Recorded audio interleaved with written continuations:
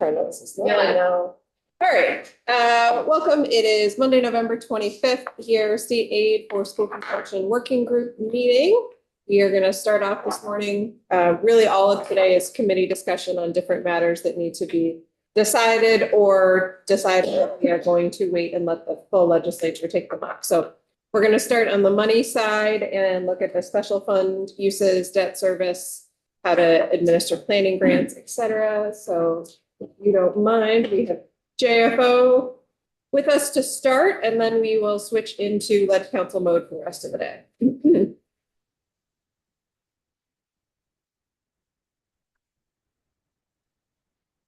Oh, that's really loud.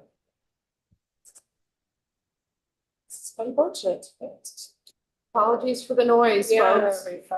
Good morning, everyone. Wow. Joint fiscal. Can you see that? That's okay. Don't need to make it any bigger. So I am not going to bore you with a slide deck this time. Great. I'm really planning to just tee off the conversation by taking a look at the latest draft of the school construction special fund language that is posted under today's date. John updated the draft, so that is above me.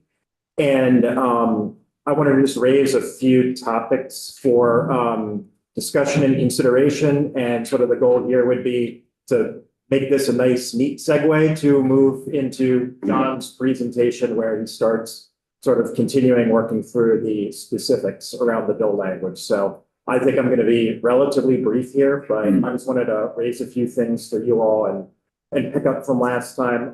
If you remember last meeting, you all had asked if JFO could do a little brainstorming on potential allowable uses for the special fund. So we did that.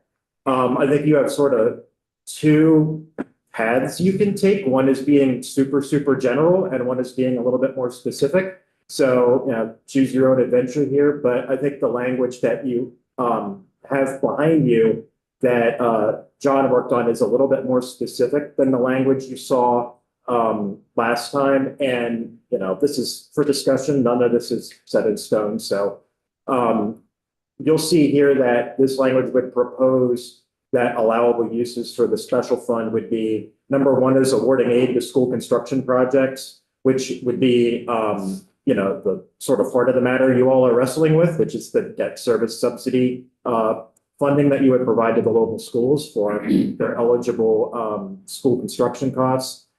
Number two here would be awarding grants to the Facilities Master Plan Grant Program. So if you recall, there was some discussion in prior meetings, and there was a recommendation in the AOE report from last February about creating a program to help local schools do planning and sort of tee up applications to receive state construction aid.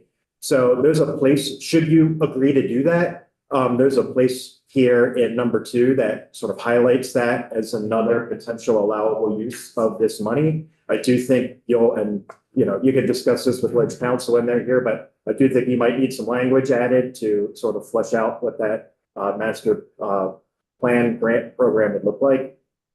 Number three would be, and again, this is a topic for discussion, is funding the admin costs for running the state aid for school construction grant program. These funds or these expenses need to be funded somehow. So it could either be, you could either specifically make a recommendation here that this would be an allowable use of the special fund, or you know, otherwise these costs would likely have to be funded by the general fund by default. You know, I think the appropriations process would also allow you to not withstand whatever you put here if the budget situation changes, and future legislators might have a difference of opinion on how to fund those admin costs. But you'll see in number three that that's what that is referring to. There's one other item here that's not on the draft, but it was on my little note-taking list, is what, if anything, you all might want to recommend around state funding for emergency repairs. So the reason I bring that up is there is current language in statute that provided grants for emergency repairs under the old program, if you will. I think it's an open point of discussion, the extent to which and what it would look like, for you all to make those grants moving forward. And if you do decide to do that, perhaps that would be a good item to add to this list. Another path would be if you all decide that you don't want to be this specific. I mean, it's your prerogative to itemize as much as you want or as little as you want. You could revert back to some version of the language that you saw at the last meeting where it tended to be a lot more broad in its allowable uses. And you could say that the special fund could be used to, administer and carry out the provisions of this total chapter, and then sort of leave the specifics to what gets funded out of the special fund versus maybe somewhere else to future legislators. But it's just a point of conversation for you all to consider. And that's what I have on this particular slice of the bill. I'm happy to entertain any questions or further discussion, but I think this would also be a good segue into some of the open questions that John and Beth will be walking you through a little bit later this meeting. Wonderful. Thank you so much. I have a quick question. Well, it looks like Bob has one too. Oh, but- go ahead. Okay, thank you. For you, Chris, and maybe also for you, Jill, what is the current state of the emergency funding? I can speak to that. So Okay. my team runs it. Yeah. Is that okay? Please. Yeah, so it's, right now, it's a $50 a year appropriation. It's a $50,000 a year appropriation and it rolls over. Capital. If we don't use it, we are using it. And that's something that Bob Donahue runs. I would say we are using it to a greater extent than we have in the past because we are starting to see more emergency construction needs. One, so the agency was actually going to propose an increase in that appropriation amount because it's just basically not keeping pace with need. I think I had 200,000 in the budget a year, and if we don't use it, then we don't use it. So but the way that it's currently constructed is that if we need more than that, it actually more money is appropriated automatically in the budget adjustment. So From the, no. I don't know if it's from Ed Fund. Okay. We haven't traditionally needed to do that. I anticipate that might. But one thing to consider in that, and if Bob was on, I would punt to him, is that the language is quite constraining in how we conceive of emergency construction because it specifically says that it can't be the result of deferred maintenance.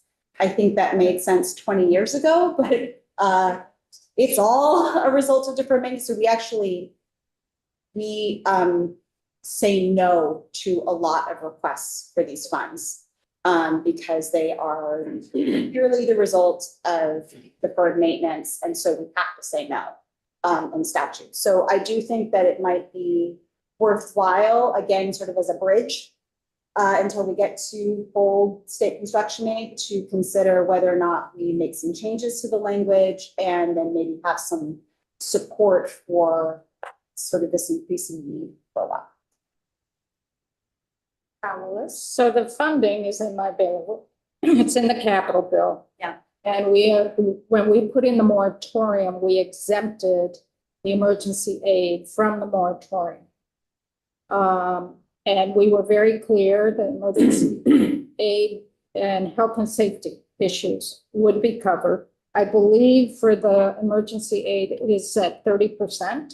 Yeah. Of the eligible construction cost. It is not for the total construction cost. It's 30% of And- the eligible. And it's only up to $100,000 Yeah. of eligible, so it's really a max of $33,000. It's the most that we can ever give anybody.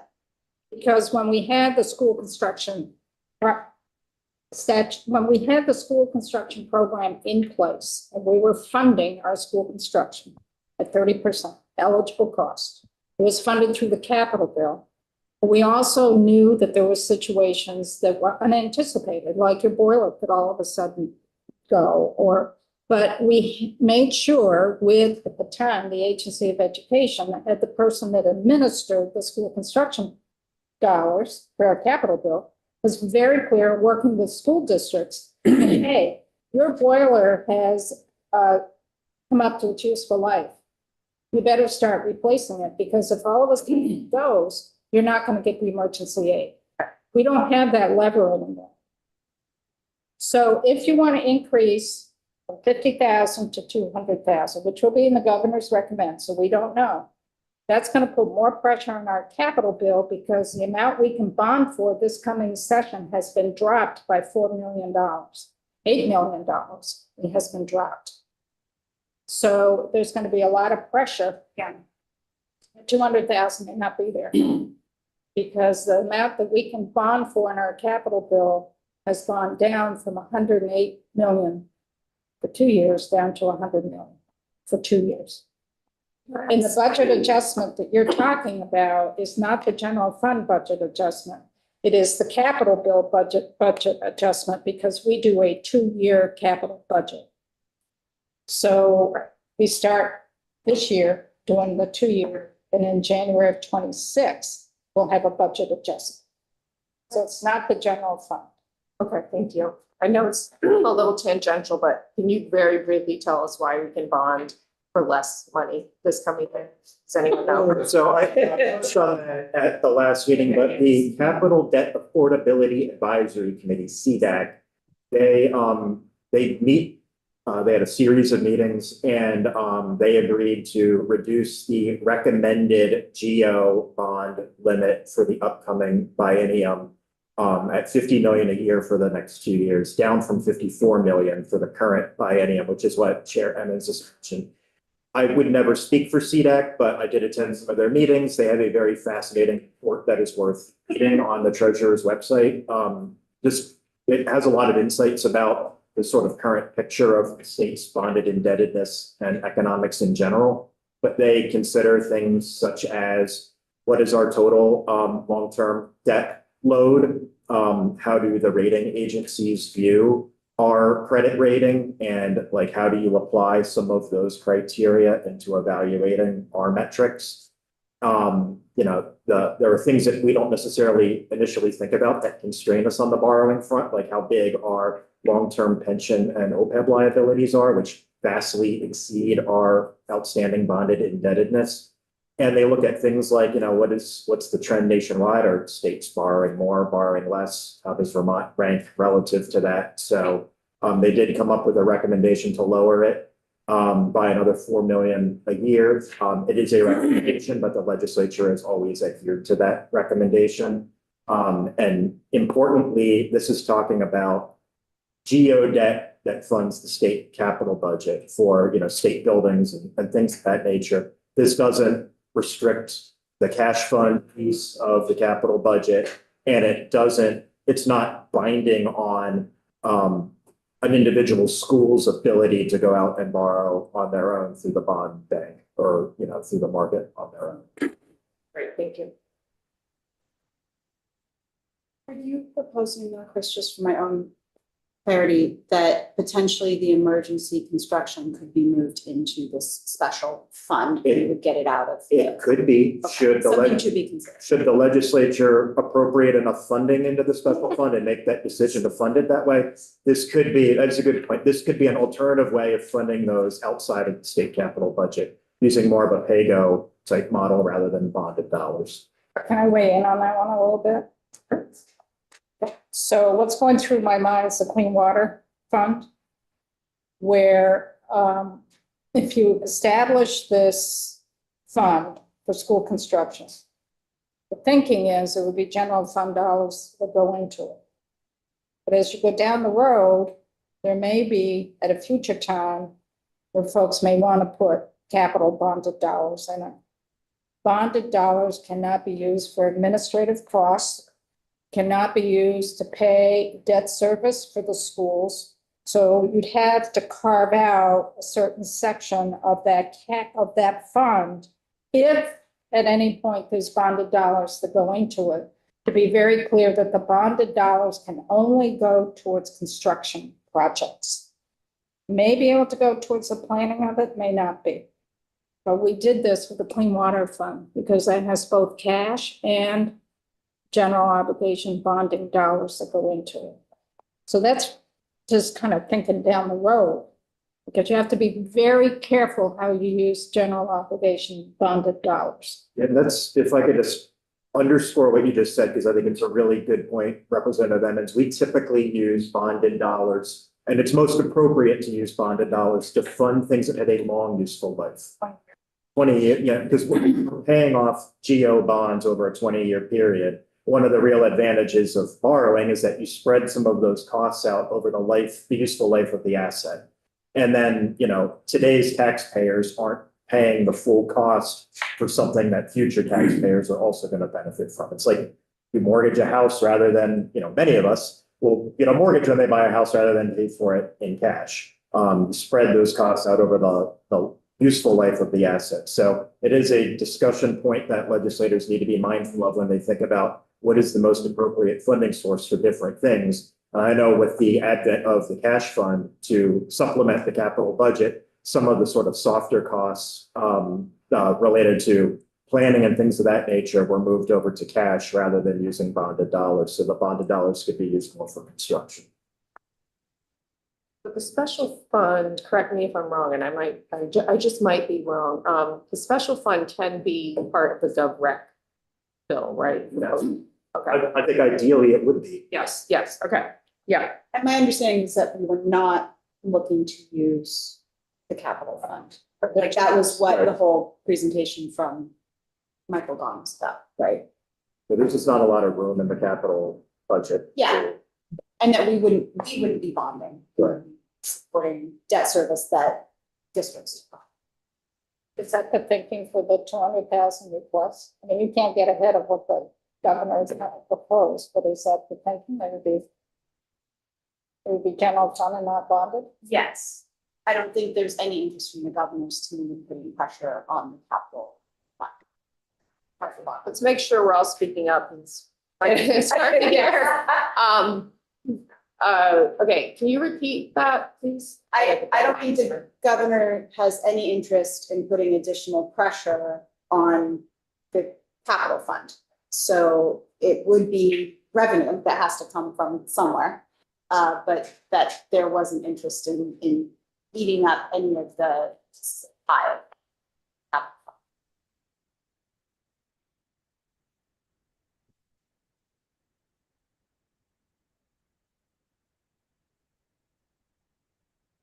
So, would we like to propose that we add some emergency fund language to this 3444 school construction aid special fund? I mean, I see it as a bridge, right? And so I do think that if we were going to bump up the amount that it should, I don't know that you're going to put this mechanism in here, but it should decrease when state construction aid kicks in, when we actually start really rolling out dollars for that, because the idea is that you wouldn't need it anymore to be at that level. But the way I was thinking about it is that it's a way to get us through this period while we are seeing considerable impacts to our school facilities. And it's not, we are seeing considerable impacts to our school facilities in ways that are actually impacting student in-person learning. We are losing in-person learning days because of these failures. So I do think this is maybe a place where we also need to take a look at the actual statutory language. And I can ask Bob to send the group some of the proposed updates that we have been looking at that might make it a little bit more flexible so that the AOE is able to approve more projects, because right now we cannot. It's pretty constrained. All right, today is potentially our last meeting, so Yeah. Is Bob going to join us? I don't know. I'm checking in. Okay. All right, yes, if he could bring the language with him, that would be super. I think I'm following the financial mechanics of this at about a preschool level. So I'm concerned I know the reality is that we're losing in-person days and I absolutely we need to do what we need to do to keep schools open. I'm concerned if we're creating a new special fund, it's this sort of forward-looking school transformation, school construction fund, that it will quickly become bogged down with deferred maintenance. It feels like a sort of against the kind of mission of what we're trying to do here, but I think I might just be. Yeah. But that you can't deny reality in the meantime, I guess. We had talked about last year in the task force, Chris, I don't know if you remember this, and Martine, we had talked about while we're building this. Yeah. We might have to sort of sit with the fact that we might strand some costs, and we don't want to strand a lot of costs, but that might just be something that we have to kind of sit with, because until we can build the new system and the new buildings, we've got to, kind of keep things going. One thing that we had also talked about in our last meeting here, and then I apologize because I wasn't here for the funding discussion, is, we had talked about kind of that 2 program track. One where we're doing kind of that major construction and construction and renovation. Okay. And then the second was smaller projects that are investments in the same buildings like this. They need to meet all those same criteria, but are, updates to systems to extend their useful life, right? So continuing to invest in buildings that we say those are buildings that kind of meet all of our criteria. Those are good buildings, but they need a new roof so that deferred maintenance doesn't become emergency construction. Because what we're seeing a lot of anecdotally is a lot of leaky roofs that are becoming mold problems is what's happening a lot right now. So I'm with you. And what we were thinking about is how, if we do sort of have to live with this idea of kind of stranding some costs, but how to minimize that impact. And I do see that, Bob, just. Yes. How can we minimize that though? How would we parse things out enough to minimize deferred maintenance from the emergency means? Yeah, so our emergency construction program right now, as written, really constrains us because it's all right now. Very, as Alice was saying, a lot of boilers going down, right? A lot of leaky roof or poorly constructed, whatever renovation from 15 years ago that are becoming major mold issues. Right.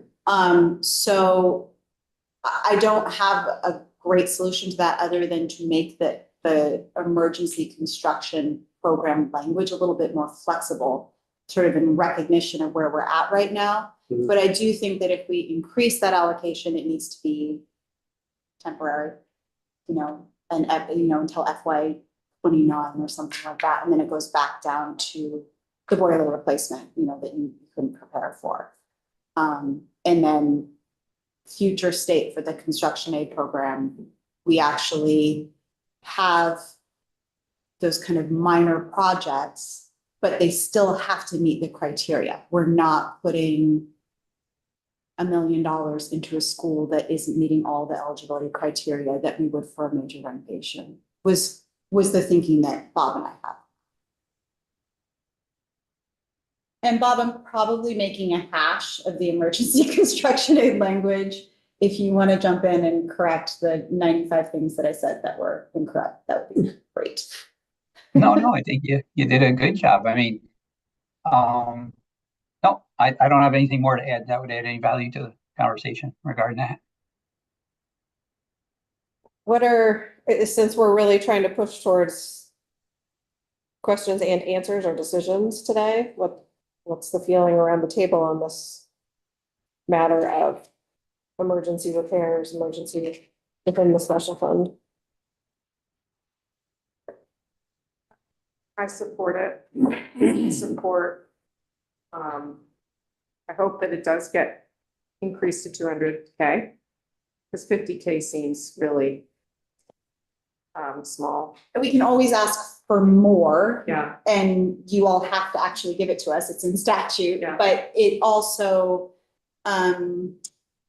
I think, and Bob, please jump in. I think we would also want to see an increase to the maximum amount. Things are more expensive than they used to be. And so Bob, I don't know, I can't remember the number that you had proposed or were thinking about for that maximum award amount.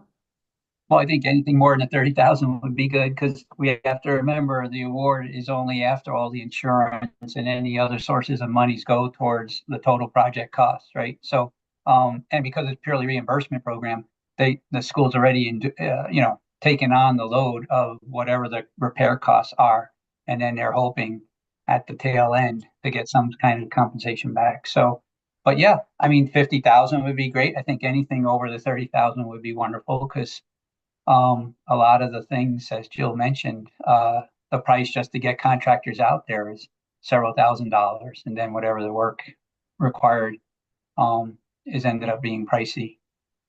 And I think, it's a matter of semantics as well. In other words, there's a massive need out there, and whether or not it's such a difficult topic to talk about because a lot of things are emergencies, not because perhaps school districts they all care about what's going on, but they're having to make difficult decisions about where to invest money. And then if the maintenance budgets are all shot down from a voting perspective, it's not that they haven't thought of the correct way to deal with ongoing maintenance issues. It's just they're being underfunded. And so it ends up being an emergency, even though they had maybe planned it in their maintenance budget from a proactive approach. But because the budgets aren't approved, it just becomes deferred until it becomes a crisis. So regardless of what the root cause, if it was just flagrant negligence, that would be one thing, but I don't think that's what we're seeing. We're seeing chronic underfunding for a variety of reasons, all compelling in their own way. Nevertheless, you're still left with either a roof that's failed, a boiler that's failed, flooring that's failed. So it has to be corrected regardless of what descriptor we put behind the reason why it came about. Awesome. Thank you, Bob. So getting to nuts and bolts, what exactly of all of this that we've just talked about, what would need to go into language in the bill? Be a good segue to invite Let's. Thank you, Chris. Thank you all. Thank you very much.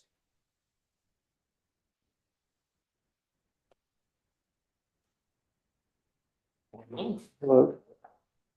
John Craig, I'm selected council. Welcome.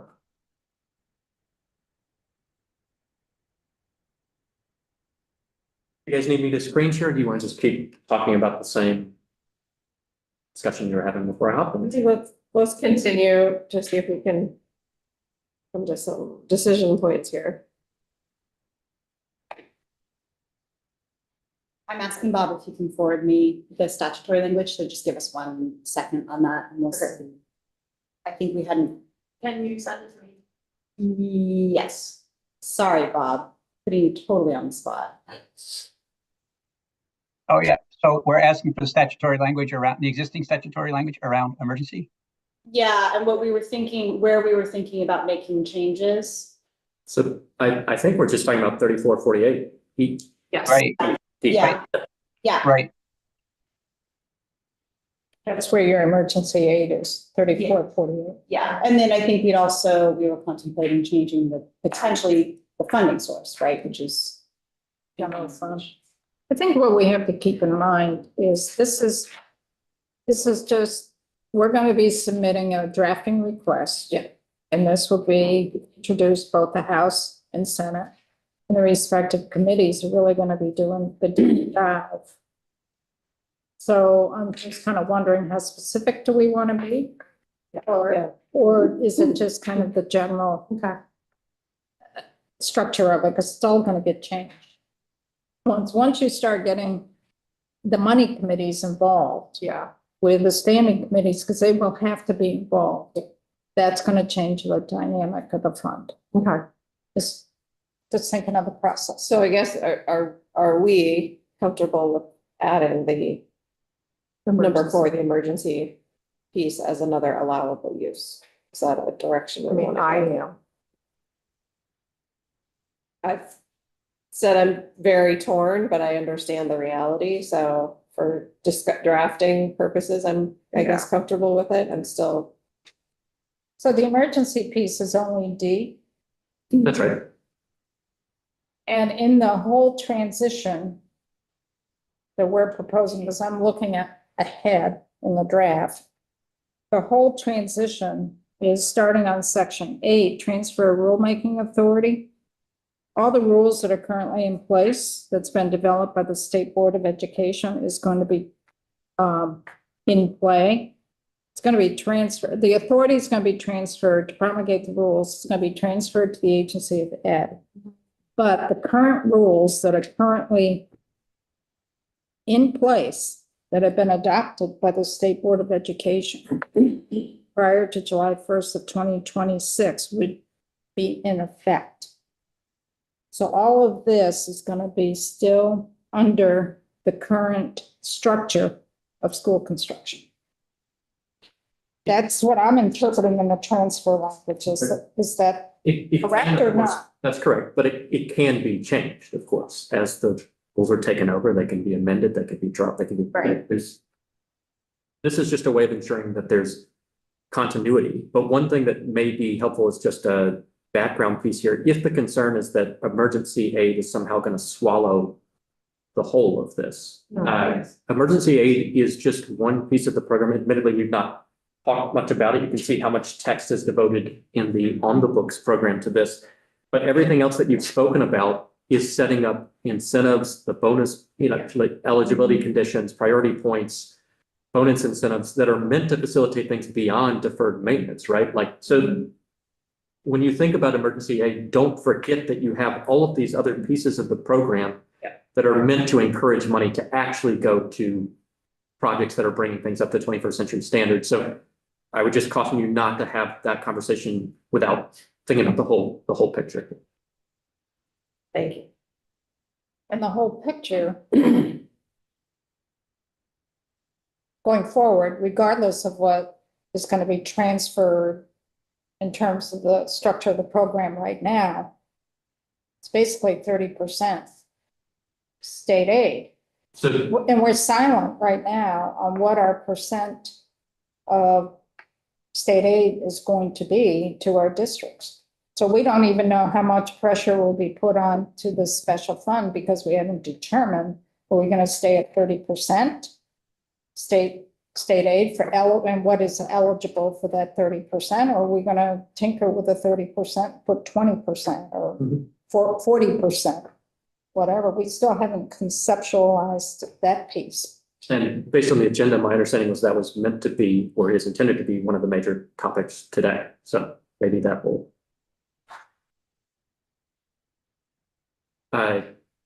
Would you guys like, so I think it's probably useful to keep talking about those things. I don't have to talk about 3.1 now. All that I did in 3.1 is make changes that were requested last time. I'm happy to go through those quickly, just want to see it, but maybe keep rolling with this and I can come back to. I do have one Yeah. question, thank you. I guess somebody needs to cipher this out for me, A, B, and D. I'm looking at different percentages, different amounts of monies here, whatever else. I'm a little confused. That's all the old program. It's the old which is program. currently suspended. So that's suspended. So when I look at D where it's at up to $100,000, is that $100,000 of the actual cost? That could be awarded up to $100,000. They do not, yeah, go ahead. Yeah, it's 100,000 of the total cost of the project, but then if you're routed through this A7A, which is why you're getting confused by the whole, you still have the 30% piece here. So everything's being routed through this 7A piece. Amount of award shall be 30% of the approved cost of the project. And then if you scroll down to emergency It's aid, gone. No, Oh, the fine. statute is still in place. Okay. We only put a moratorium that we're not funding school construction projects until a new plan was put in place because we couldn't keep up with the needs. Right. So the current program that is in statute, if it's your regular school construction, could be a roof, could be HVAC system, could be major renovations. There's only a portion of that is eligible for state dollars. And of those eligible costs for state dollars, we would only pay 30%. That's your straight school construction. Boom. We've also added, if you're doing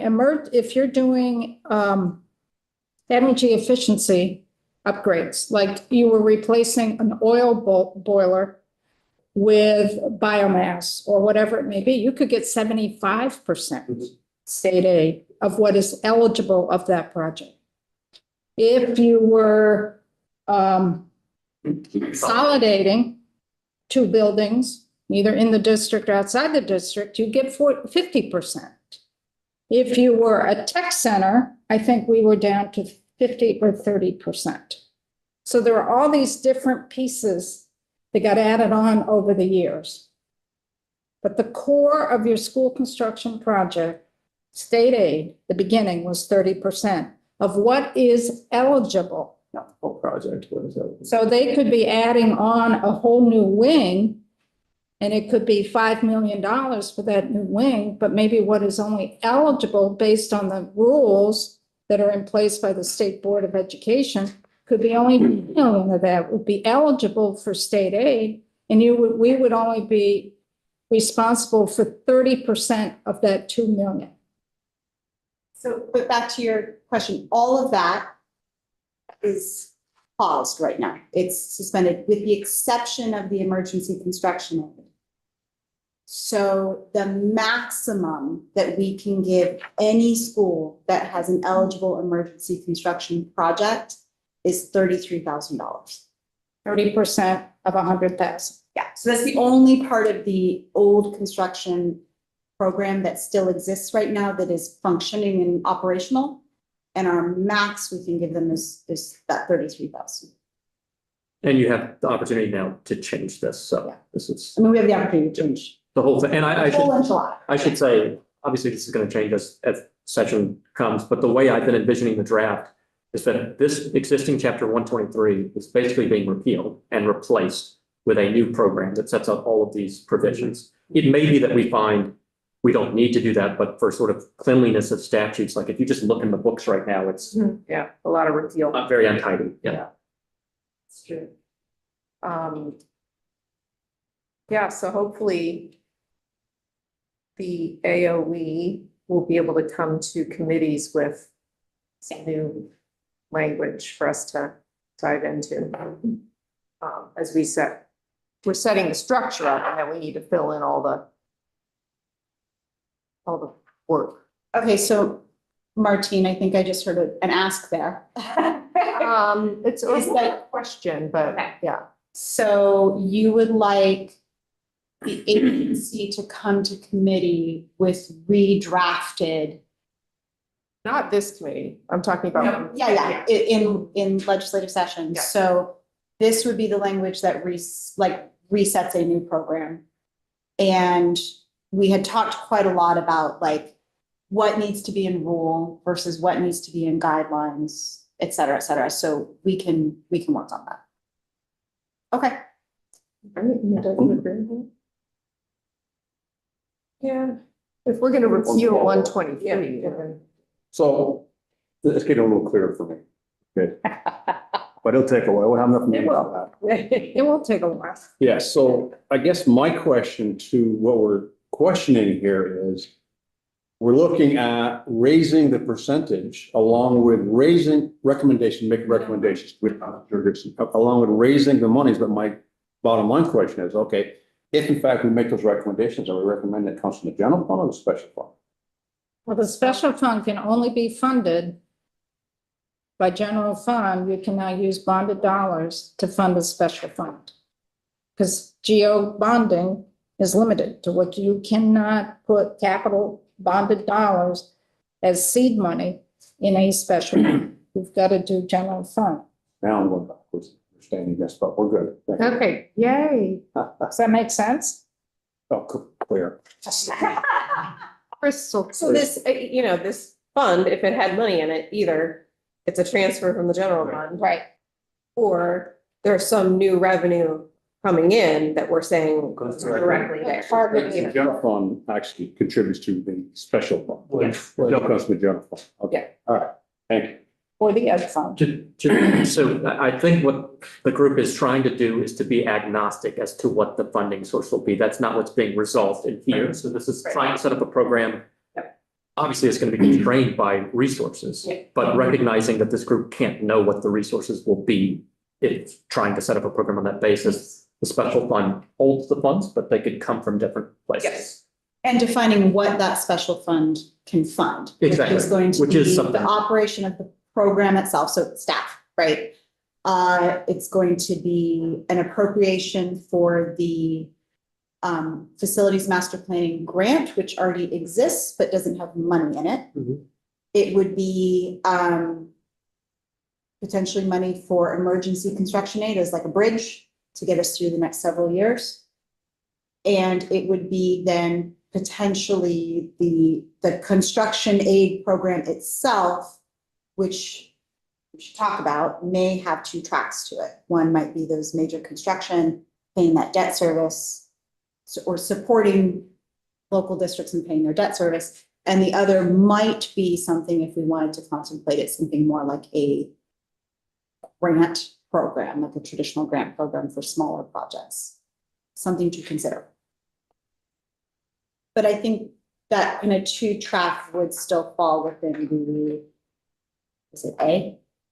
The description of the fund, right? One, awarding aid to state fiscal construction projects under 4445 of this title. I think if we added to that fund emergency aid, we'd have to be a little bit more specific on the structure of the emergency aid, because that is very different. You'd have to be very clear that the agency is administering it almost in a different way than the regular street construction. Because it's going to be so dependent on, is it really deferred maintenance or is it really sincerely an emergency? And 200,000 isn't going to get you very far either for some of these situations. And I mean, so two points there that you're really drawing out. So as it currently exists, there's a $50,000 a year appropriation, but let's say we had emergencies. Right. If we went over that 50K, the agency comes to the legislature and says, we need more money, and you all must say, okay, and you fill it, right? In the past, we weren't using that 50K. It's been rolling over and rolling over the past year and a half or so, or the past year. I think partly because we've had someone dedicated to it. We had other folks kind of assigned to it, but now we have someone dedicated to it. But also just the needs are increasing and we're using it, right? So that's point one. And you're right. If we could keep it at 50,000 a year, it doesn't matter. We can ask for as much as the need is, right? But your second point is, I don't know. And Bob, you can speak to this because you actually review these projects. I don't know, I think you spoke to this really eloquently, the extent to which we can say it's an emergency versus it's deferred maintenance, right? And do we actually want to contemplate some loosening of that language? Because Bob is really diligent about that right now. And it does mean that projects are disqualified. Potentially they should be, but maybe not. I mean, maybe maybe it's if we're losing in-person learning days, that's what constitutes the emergency. I don't know what that definition is, but right now it's tight, but subjective. Where is that language currently? And Bob, where do you have that language by which it's in our construction guide, right? Yeah, Yeah, and it's in the giant. so it's And not in statute. Is that in the rules or the standards by the board that was set up by the board, or is it? Bob, do you want to speak to it? Because you work with this a lot more than I do. well, I have the language that has been used in the past. And I think there's two things that come into play here. One is every unexpected occurrence is an emergency to the school, right? So there's emergencies that have to be fixed, and the emergencies through the law are exempted from, they get a bid waiver because, right, they have to respond quickly, so they don't have the luxury of time of going out and getting competitive bids.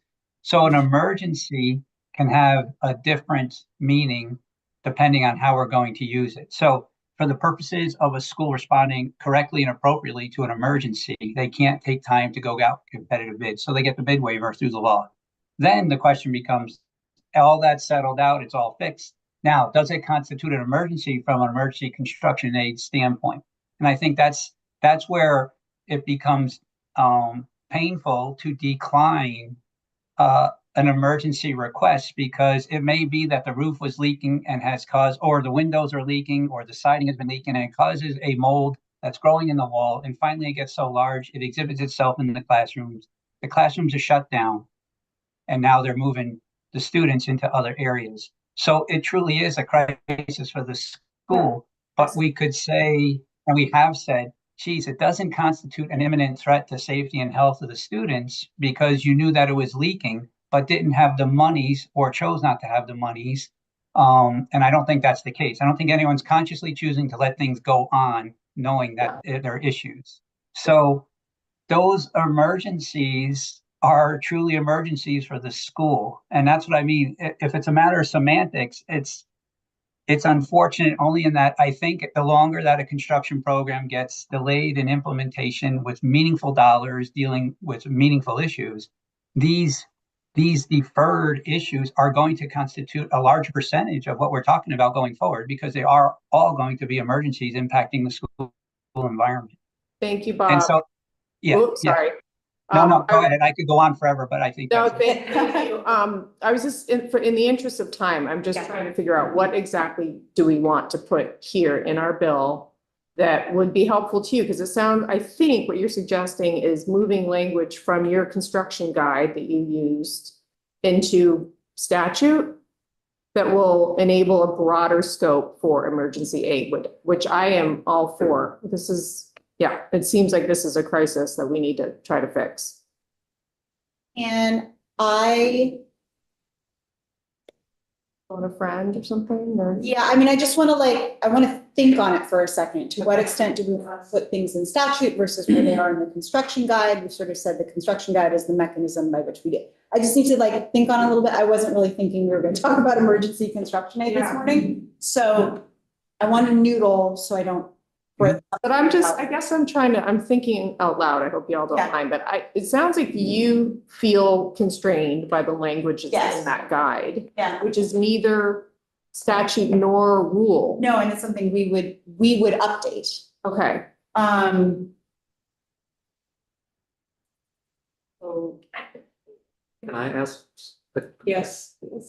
Is the constraint mainly financial rather than linguistic?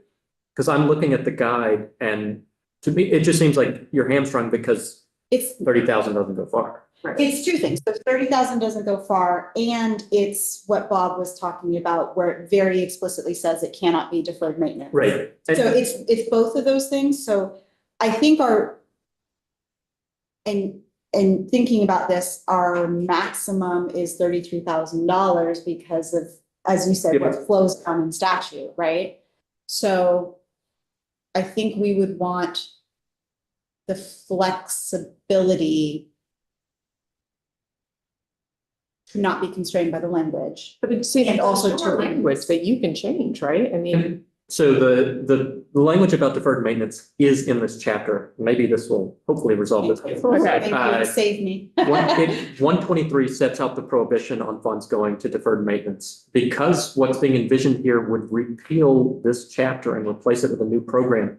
I'm guessing, I don't know, that you want to eliminate the deferred maintenance prohibition because everything is going to be attributable to deferred maintenance as far as I'm just guessing, but I'm assuming a lot can be attributed to deferred maintenance. So the way I would think about this is pretend that the emergency aid provisions that are currently in place don't exist and that you're resetting them now. Would you like to constrain emergency aid so that deferred maintenance limits what can be done in that context? Or like the remainder of the program, would you like deferred maintenance not to be something that prohibits aid going to a project? Because I'm just guessing that you don't want deferred maintenance to be a condition that stops projects from receiving approval.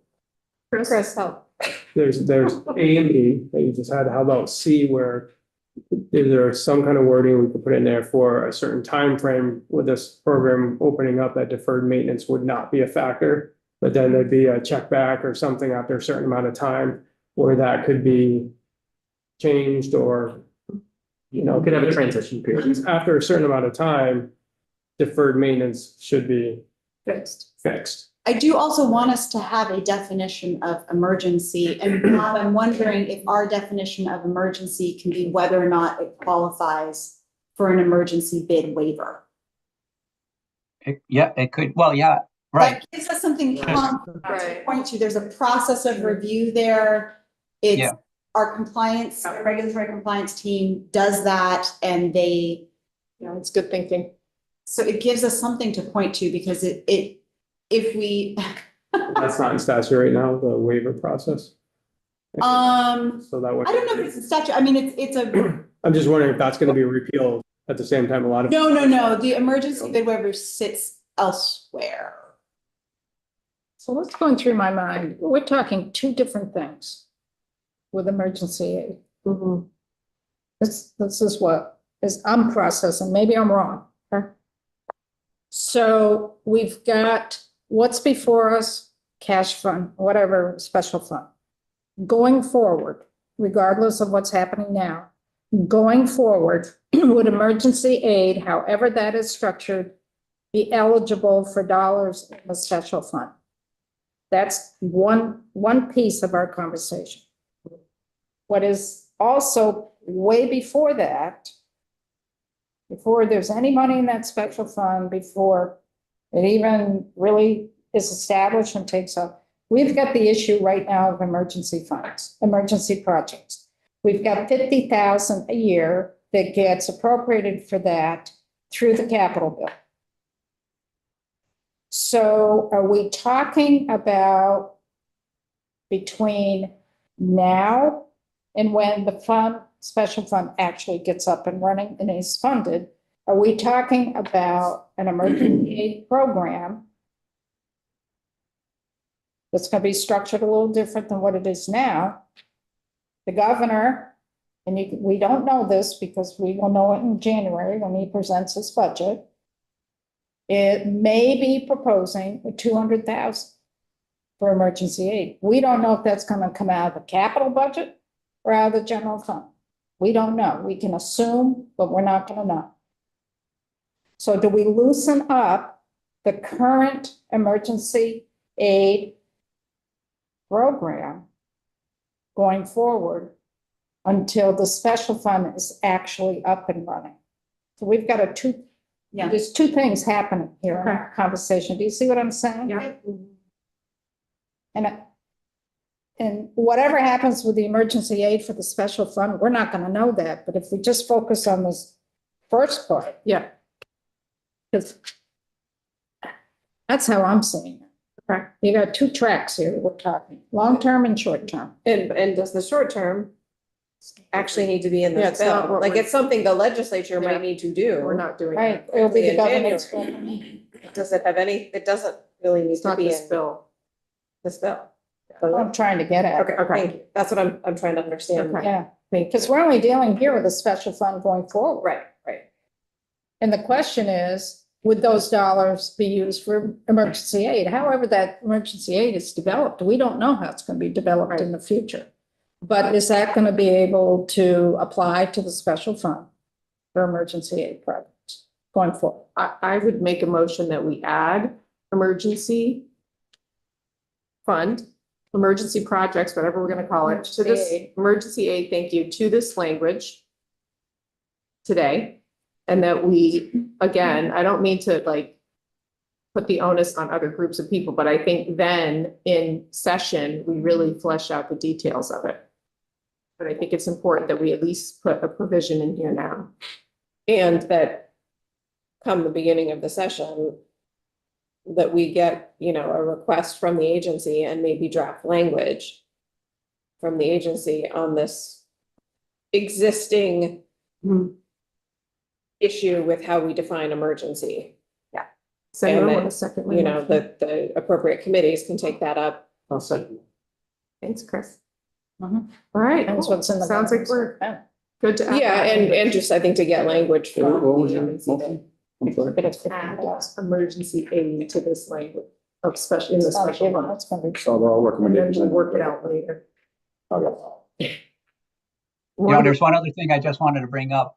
We're seeing a few more instances where it's not through deferred maintenance, but through obsolescence of legacy products, especially in our fire alarm system. So we may have 20, 30-year-old fire alarm main panels, and when they start to fail, it is truly an emergency for a variety of reasons, right?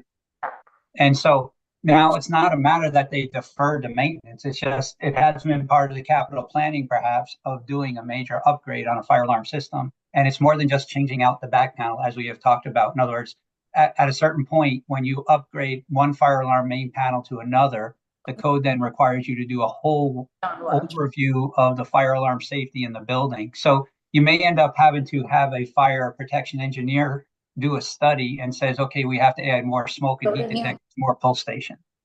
So this becomes a huge can of worms for us, right? Because you can't have a school not have their fire alarm system. It is truly an emergency, and there's just not going to be enough funding to place. You know, you do one major fire alarm system upgrade, you've spent the emergency construction aid for that year easily. And so this is going to be continuing to grow, and every year that we don't invest in school construction, these types of things will just grow in numbers and in magnitude. Yeah, let's make it so it's not a can of worms. This should be fairly straightforward. We're fixing the emergencies. Period. Let's just, this should not be controversial. Okay? When you say we're fixing the emergency, I think how big is this You- emergency problem you're fixing? It's an About emergency. $300 million a year for the next 20 years. Okay. emergencies. Yeah, so we will take on that. I think actually breaking it out, Alice, was really helpful in conceptualizing what we need to do. True. So the AOE will work on that walking in the door kind of draft updated language to until the creation, future state of a special fund. Great. All right, I think we can maybe move on from the special fund, or do we need to do more there? What do folks think? But there's two sections to it, right? Because there's another section further. I think that all you were trying to do today, and then I don't want to speak for the group, was figure out permissible uses, and I think that's what you've just. So hopefully we're set there. For the clarity. Yep. I pulled up the draft on screen and I can quickly go through it, but I can also, if you prefer, just jump to things we've called out on the agenda as particular decision point, if you'd like to focus on those instead.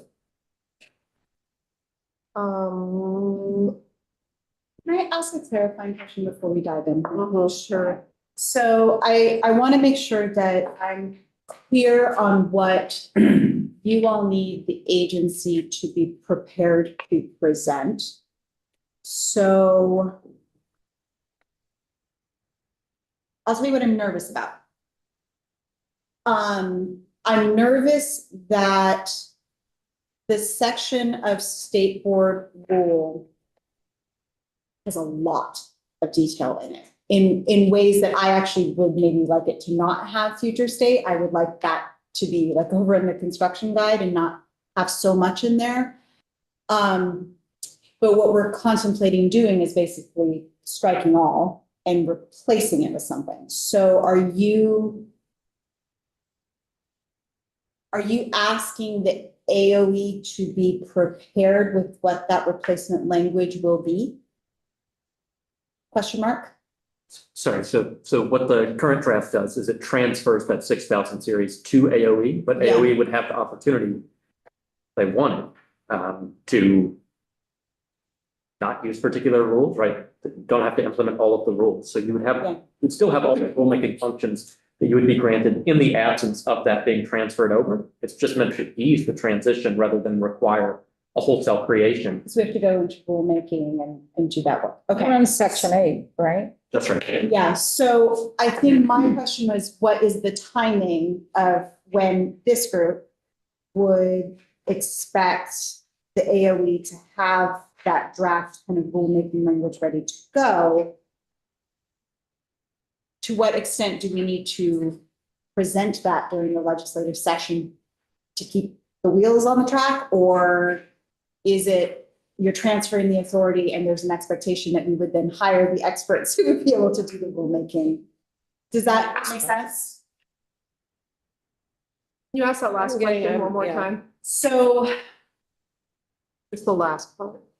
to what extent does the agency need to be prepared to say, and this is what that replacement language will look like during the legislative session to keep this moving, right? This language moving versus this creates the program team who will then be tasked with doing the rulemaking process and revising these rules in line with where the construction aid program would go. So my understanding is that this will be able to spread its wings and fly with the rules remaining as they are today. Ultimately, I'm sure we're gonna wanna update them and, Yes. but I don't think that's. Okay. Yeah. That was my question, that would be my preference in that we need to hire a team that has the expertise to be able to draft revised language, go through the rulemaking process, all of that. We My also need to concern probably the was, advisory board too, which is gonna also have eyes on the rules. yes, yeah, I'm and so gonna my be able to concern do was, anything till this actually enough funds. What comes first? what was, Great, but you gotta get the structure in place. yeah, But even once the structure's in place, unless you have the money. Yeah. Nothing's gonna happen. but I think it's really critical that we point the field towards where we're going, right? Because they need Yes. years to do the planning and they need to know what the criteria, the priorities, the guidelines are going to be, so that by the time we have money, we have projects that are eligible and ready to go. So I think And I mean, there is a chicken and egg, but I do think one of these things actually has to occur. I agree. And I also think you just said the key word, which is priority, which we haven't really gone into the priority scale, which I think is actually really important. And I think the legislature have eyes on that. That was sort of my second question, is because that's not in here. I know. It says the agency and the advisory board shall, Yeah, but I also am aware of sort of the realities of the situation that folks are not going to say, yes, go forth and do this if they don't have some sense of how it's going to be constrained. right. And so I don't know to what extent that actually needs to be in the statutory language or just needs to be part of the testimony, the conversation that we're going to have, and I defer to you all, because that is your wheelhouse and not mine. Right. I mean, I think it needs to have a place somewhere in statute. I don't know how detailed we want to get, but to me, the priority scale is really the structure, like is what we're doing. Like that's the structure and the plan that we're creating is going to be based on that priority scale. What's the landscape going to look like moving forward? It seems like that's going to come out of the priority scale. Are you guys with me on that? Or am I way off base? So what I'm understanding is on page 9, 3445. That is what we're proposing for a new school construction aid structure. Correct? Yes, this is setting up the application approval funding process. So some of this is probably picked up from current law, some of it may have changed from current law. I don't know. But in terms of going forward, 3445 is what the agency needs to look at in terms, this is the new structure of our construction aid. Section 8, you promulgate rules to implement that. Until those rules have been adopted through the OutCar process, the old rules are in place. Yeah. That's what it's saying. Yes. So it's granting rulemaking authority generally to AOE within the sphere of the school construction aid program and then transferring those existing rules from the state board to AOE. Until new rules have been promulgated and accepted. to carry out. If we need new rules, yeah. Right, the AOE could decide, we love these and this is what we're gonna do. It sounds like that's not what's gonna happen, but And there's no time frame for that because you go through, the agency has to go through the process of updating the rules to carry out the intent of the legislation in the new program. They have an internal process to do that. And then they have to go through LCAR to do that. You're talking 2 or 3 years here. And in the interim, you've got the current rules or stamp that are in place by the State Board of Education have been transferred over to the Agency of Education to allow them to operate, but none of this is going to operate and put it in place, and no dollars are going out the door under the new rules or the new school construction program until you actually fund that special fund. I would push back that it will take 2 to 3 years. We've developed DQS in 18 months. And you got to go through the LCAR process. We did. Yes, we've done all of that. And we did that in a year. Went a year and a half, but still, it's going to take time. Yeah, Well. but I don't think we're It may go talking through- about there's a sending moratorium out. on it now, how long has that been in place? Since 2008, So, Yeah, I mean, your new lieutenant- 2008, I mean. your new lieutenant governor put it in place. We have one, yeah, I'm sorry. Don't have to vote on that? Yeah, we do. Let's He's on one of bring the them. conversation back to work at hand. So John, I think you're good with the special fund language, correct? yeah, I don't know if you guys wanted to talk about, state shares, those pieces of the relative percentages of particular programs, or if you'd just like to talk about the application process. We haven't filled out that section 3445. Where would you put the state share in this one? I'm So this- struggling with it a little bit. Yep, this would fit in 3445, Okay. under award of construction aid. I can look right now. So it would fit in. Page 11. Yeah, very bottom of page 11 is where this would go. But just above that, you see that subdivision 5 highlighted final approval for construction aid under the existing program that's in moratorium. There is a preliminary application that goes out and there's a final application that happens. As Beth has noted previously, this can happen simultaneously. Obviously, I was not around for functioning of that program. My guess is that the reason to have a second phase is that it allows a check-in, like if I can switch to the existing 3448, so you can see this. Scroll up. Here we go. This is the existing second application that happens as part of this program, and as you can see, it requires this, may approve a final application for a project provided that has received preliminary approval, has voted funds or authorized a bond. Those are both things that would have already happened at the time that points are assigned. So those necessarily will be in place once this final application comes in, but the remaining pieces are new pieces. So I think the reason that this exists, just looking at the language, is that you have this final application and it allows a check-in on these 3 subdivisions here. So arrangements for project construction supervision. District has provided for construction financing of the project during a period prescribed by, obviously in this case, not the state board, and is otherwise met general requirements. But it's an open question whether you would like this 2-phase process where you have preliminary application, voting of funds, assignment of priority points, and then coming back for your final application. So whether you would like to maintain that structure to allow a kind of second check-in. As you can also see here, we have language that says, unless approved for good cause in advance of commencement of construction, a school district shall not begin construction before approving that final application. So it prevents the commencement of construction until that one comes through, but it can be at essentially the same time. So if you just had one approval process, not the preliminary and not the final.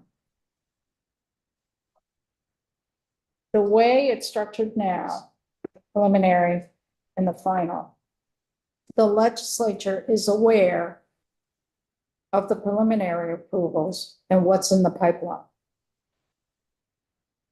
And they were also, because the way the lists have been submitted, so the act for the. Okay. Whenever we looked at this, we had in the capital bill, $10 million put aside for school construction aid.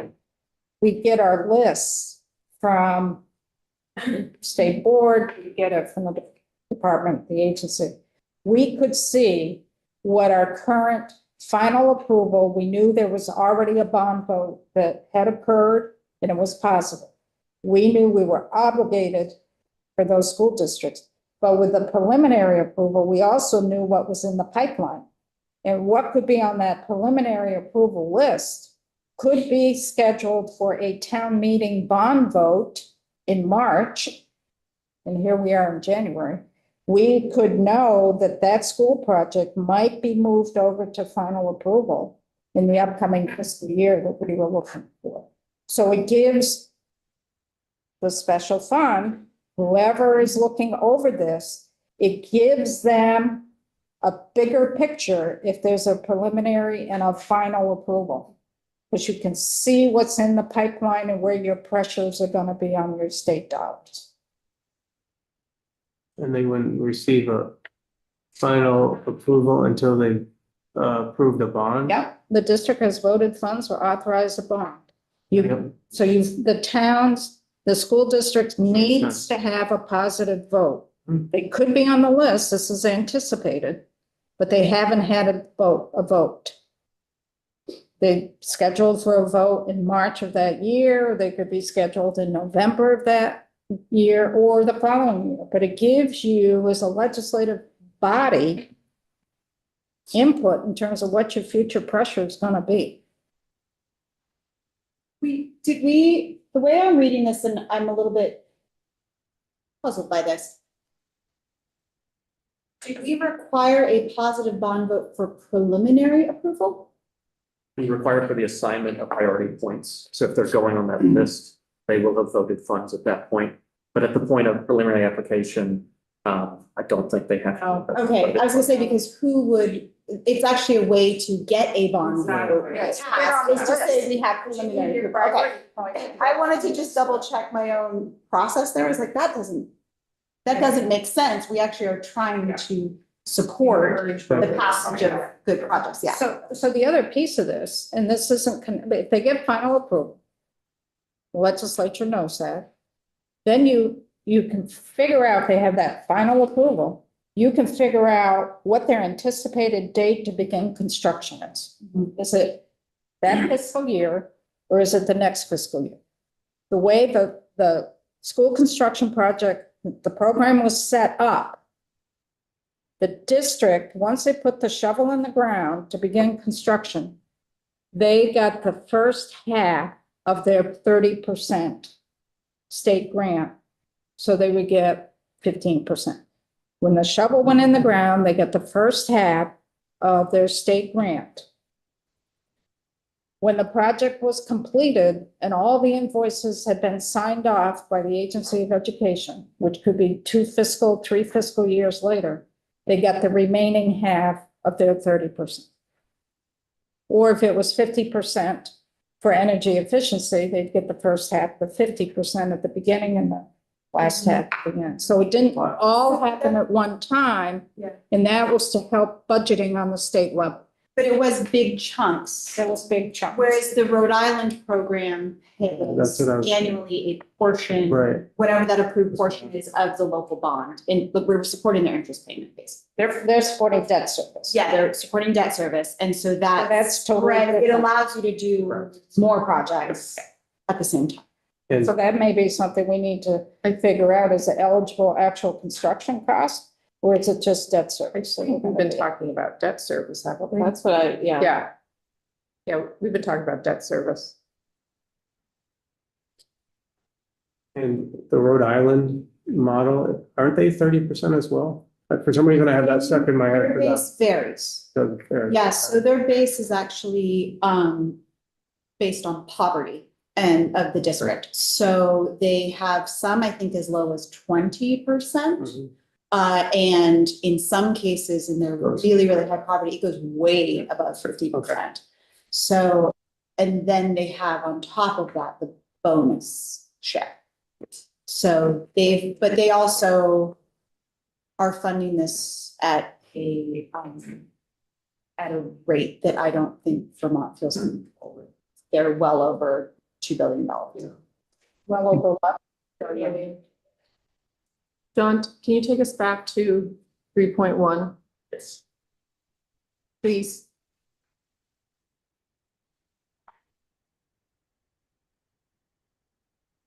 But do we currently have the language needed to make that kind of shift that we're thinking of here that's more like Rhode Island, that we're doing the debt service versus just a reimbursement for construction costs? We don't have debt service subsidy set up in the language, but there's nothing inconsistent in what's up here with that. So it can be added at the point that financing is clear, but certainly it's been in the background of my mind as drafting. Let me just, if you guys want to keep talking about this final approval, if you'd like to have the two-phase, two-step process, we can do that. Or if you want me to scroll back up and just hit the new pieces of the bill, I can do that as well. I think the two-step process makes sense, right? They would submit a project when they receive that preliminary approval from AOE. That's also a signal to their voters, right? Then there would be bond passage and final approval. Like, those things to me make sense. Absolutely. Isn't that what we, That's what's in existing 3448, but it's not currently built into this here, just waiting to see what, that's why it's highlighted in blue, but easy enough to add something that looks like what's currently in books. Perfect.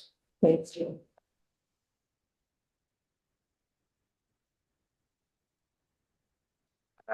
It may be useful for me to, because the next piece here is the award of construction aid, to hop over to 3448, just so you can see what that structure looks like.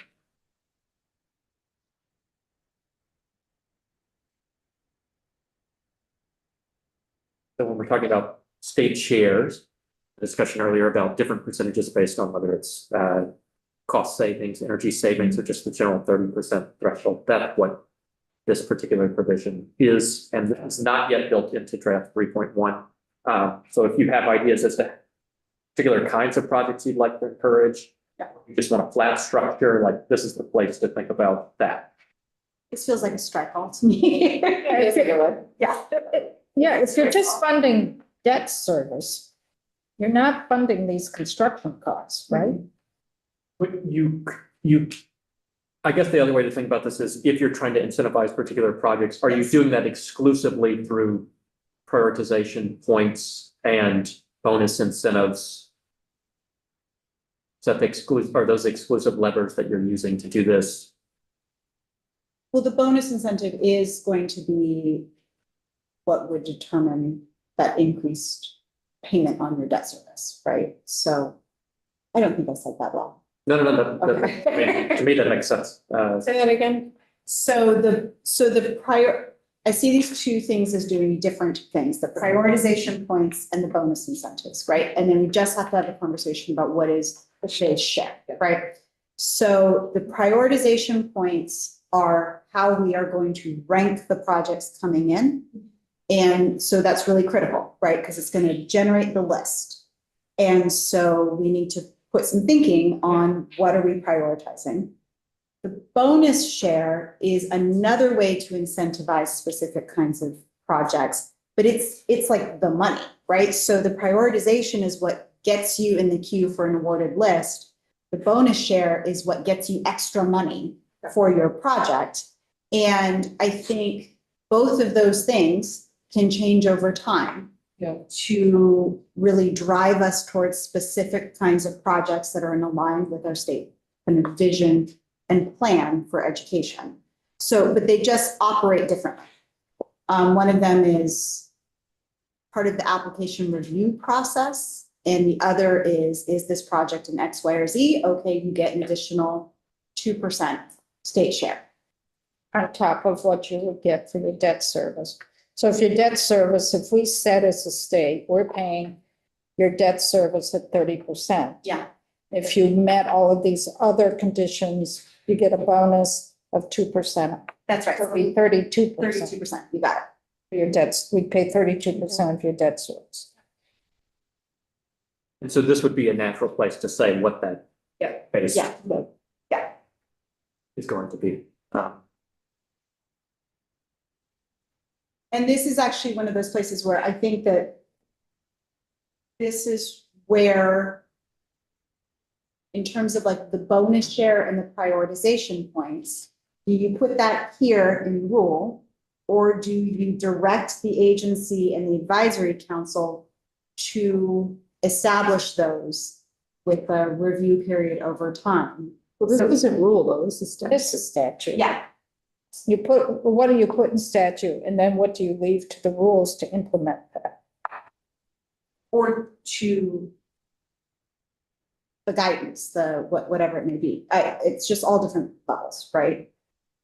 The way the draft is currently set up, that setting a priority and the like, the main levers you have for moving the program that's going through AOE and the advisory board.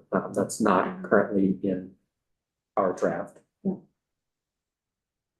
So if you May I want, ask a question just for clarity? Yes. I'm not financially savvy at all. I'll say that right out. So what I hear the debt service commentary, and I just want to understand something. If a school construction project costs 100 million, and just say we settled on a 30% state contribution, the state would be covering $30 million. No. Just say.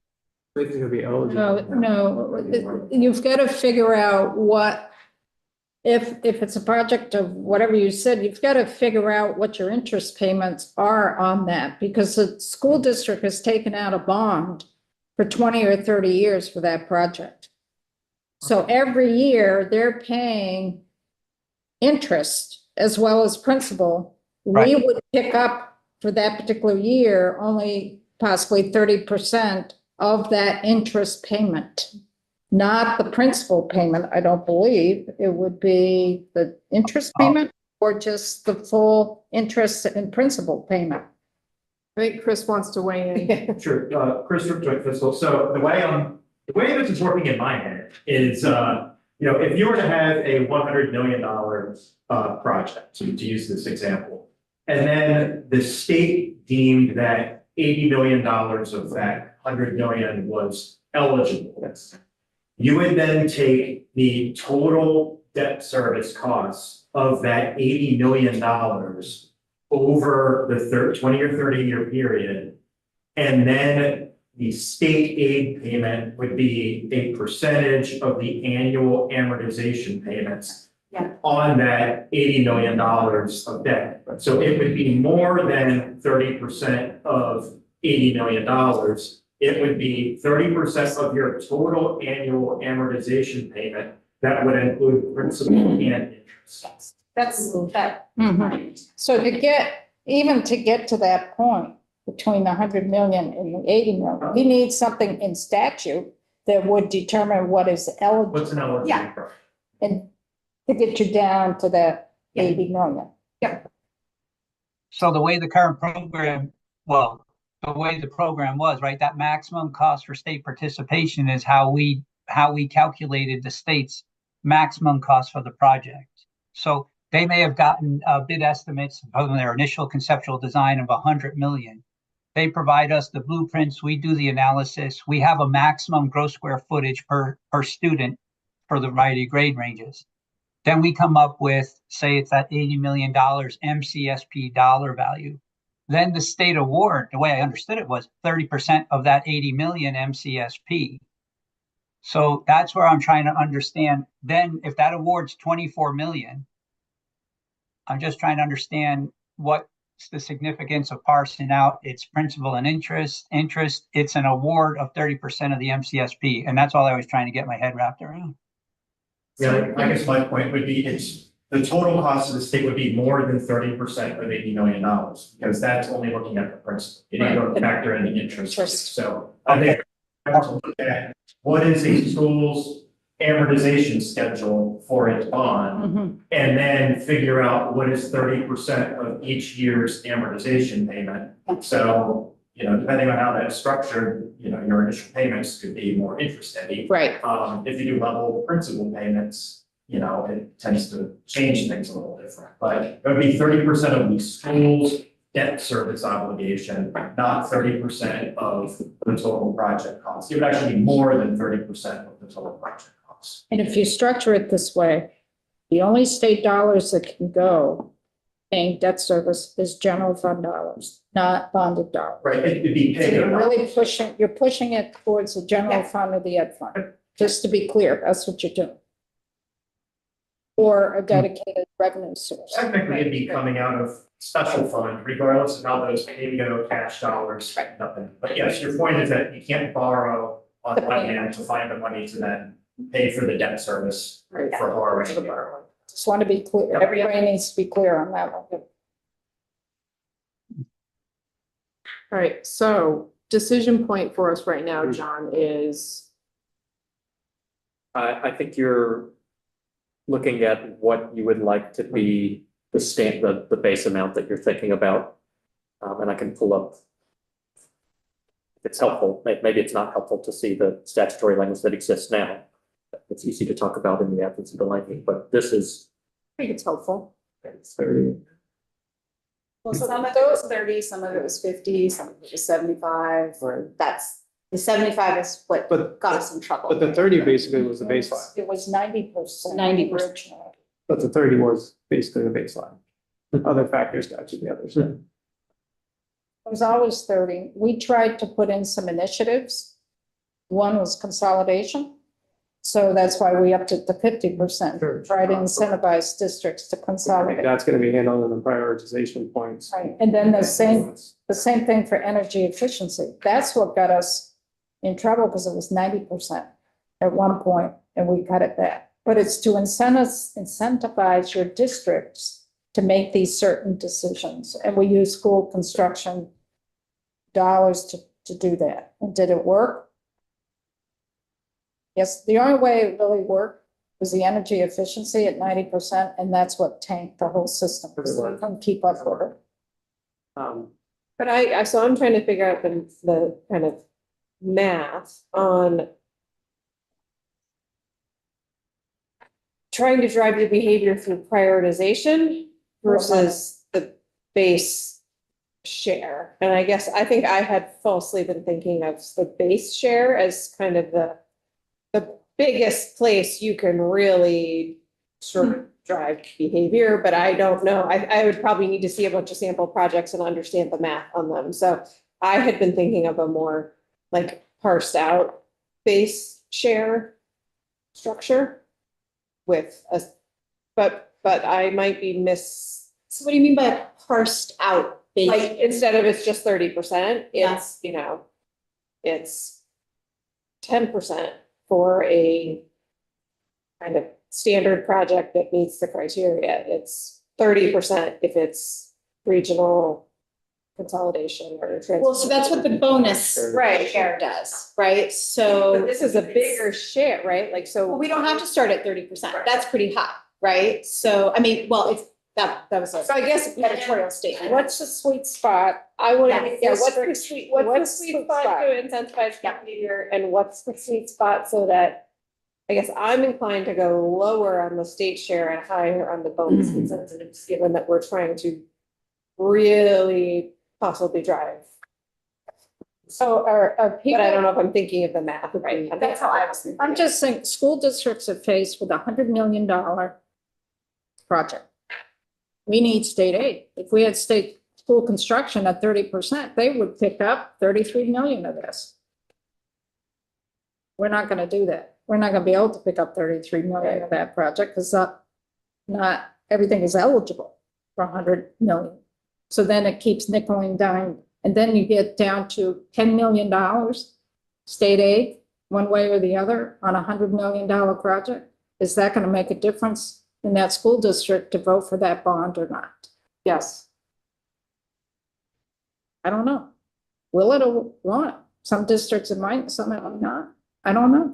This is the part I'm very, very hung up on because I think we haven't figured out how, and I don't think we're gonna get there by the end of this working group, but I'm trying to just live with that, is that what we really need to drive and incentivize is how do you not have Winooski do a huge upgrade, Burlington build a giant new building, and South Burlington reject a bond 3 years in a row, and they're all within 10 miles of each other. Like, we're talking about stuff that's outside the way that the system functions right now, and we do not have the capability in this bill to change that. And I'm not sure how those changes are going to come, but But you we know, do in the bonus incentive, in the incentives and the bonus Bonus share. points.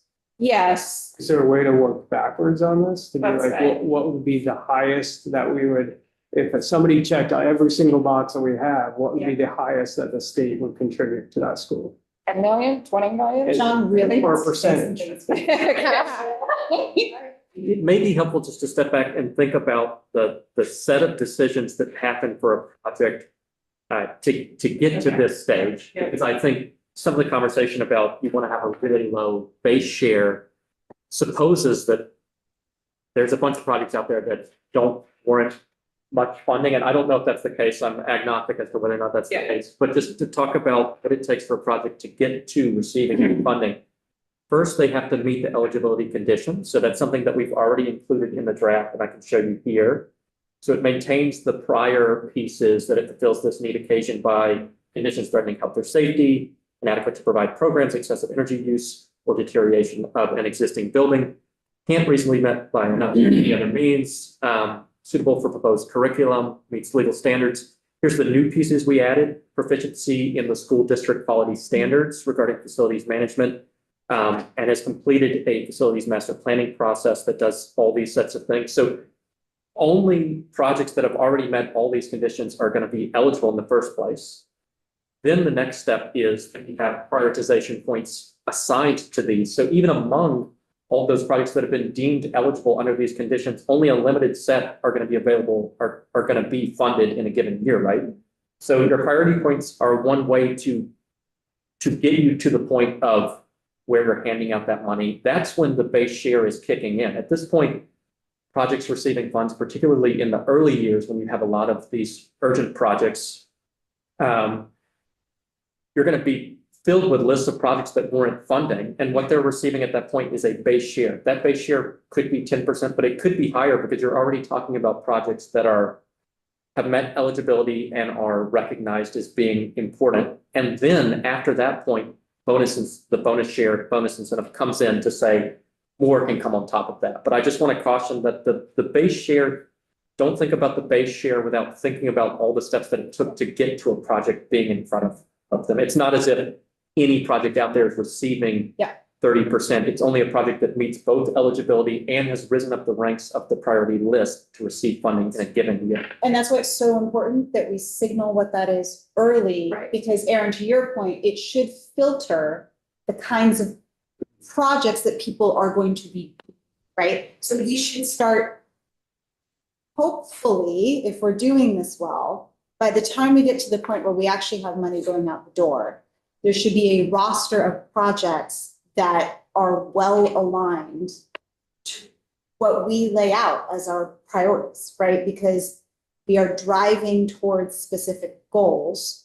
So we would hopefully not see a project coming in for a high school that is 5 minutes away from another high school that does not expand the number of students being served, that isn't consolidating, that doesn't consider regional solutions, anything like that. We shouldn't be seeing those projects. We might, but they would not get the priority points. So they might be eligible in that they've met all the eligibility criteria, but then they wouldn't be getting a large number of prioritization points. So they're going to be really down low on the list.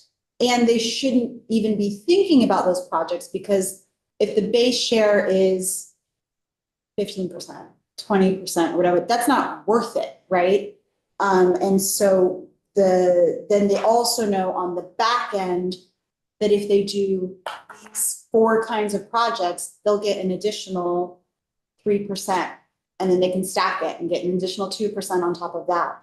So theoretically, for our theory of action, right? So our hypothesis is that if we lay out what our priorities are, and then we fund we hit the sweet spot of funding, the project should start self-selecting, right? And we should be getting projects that look a certain way.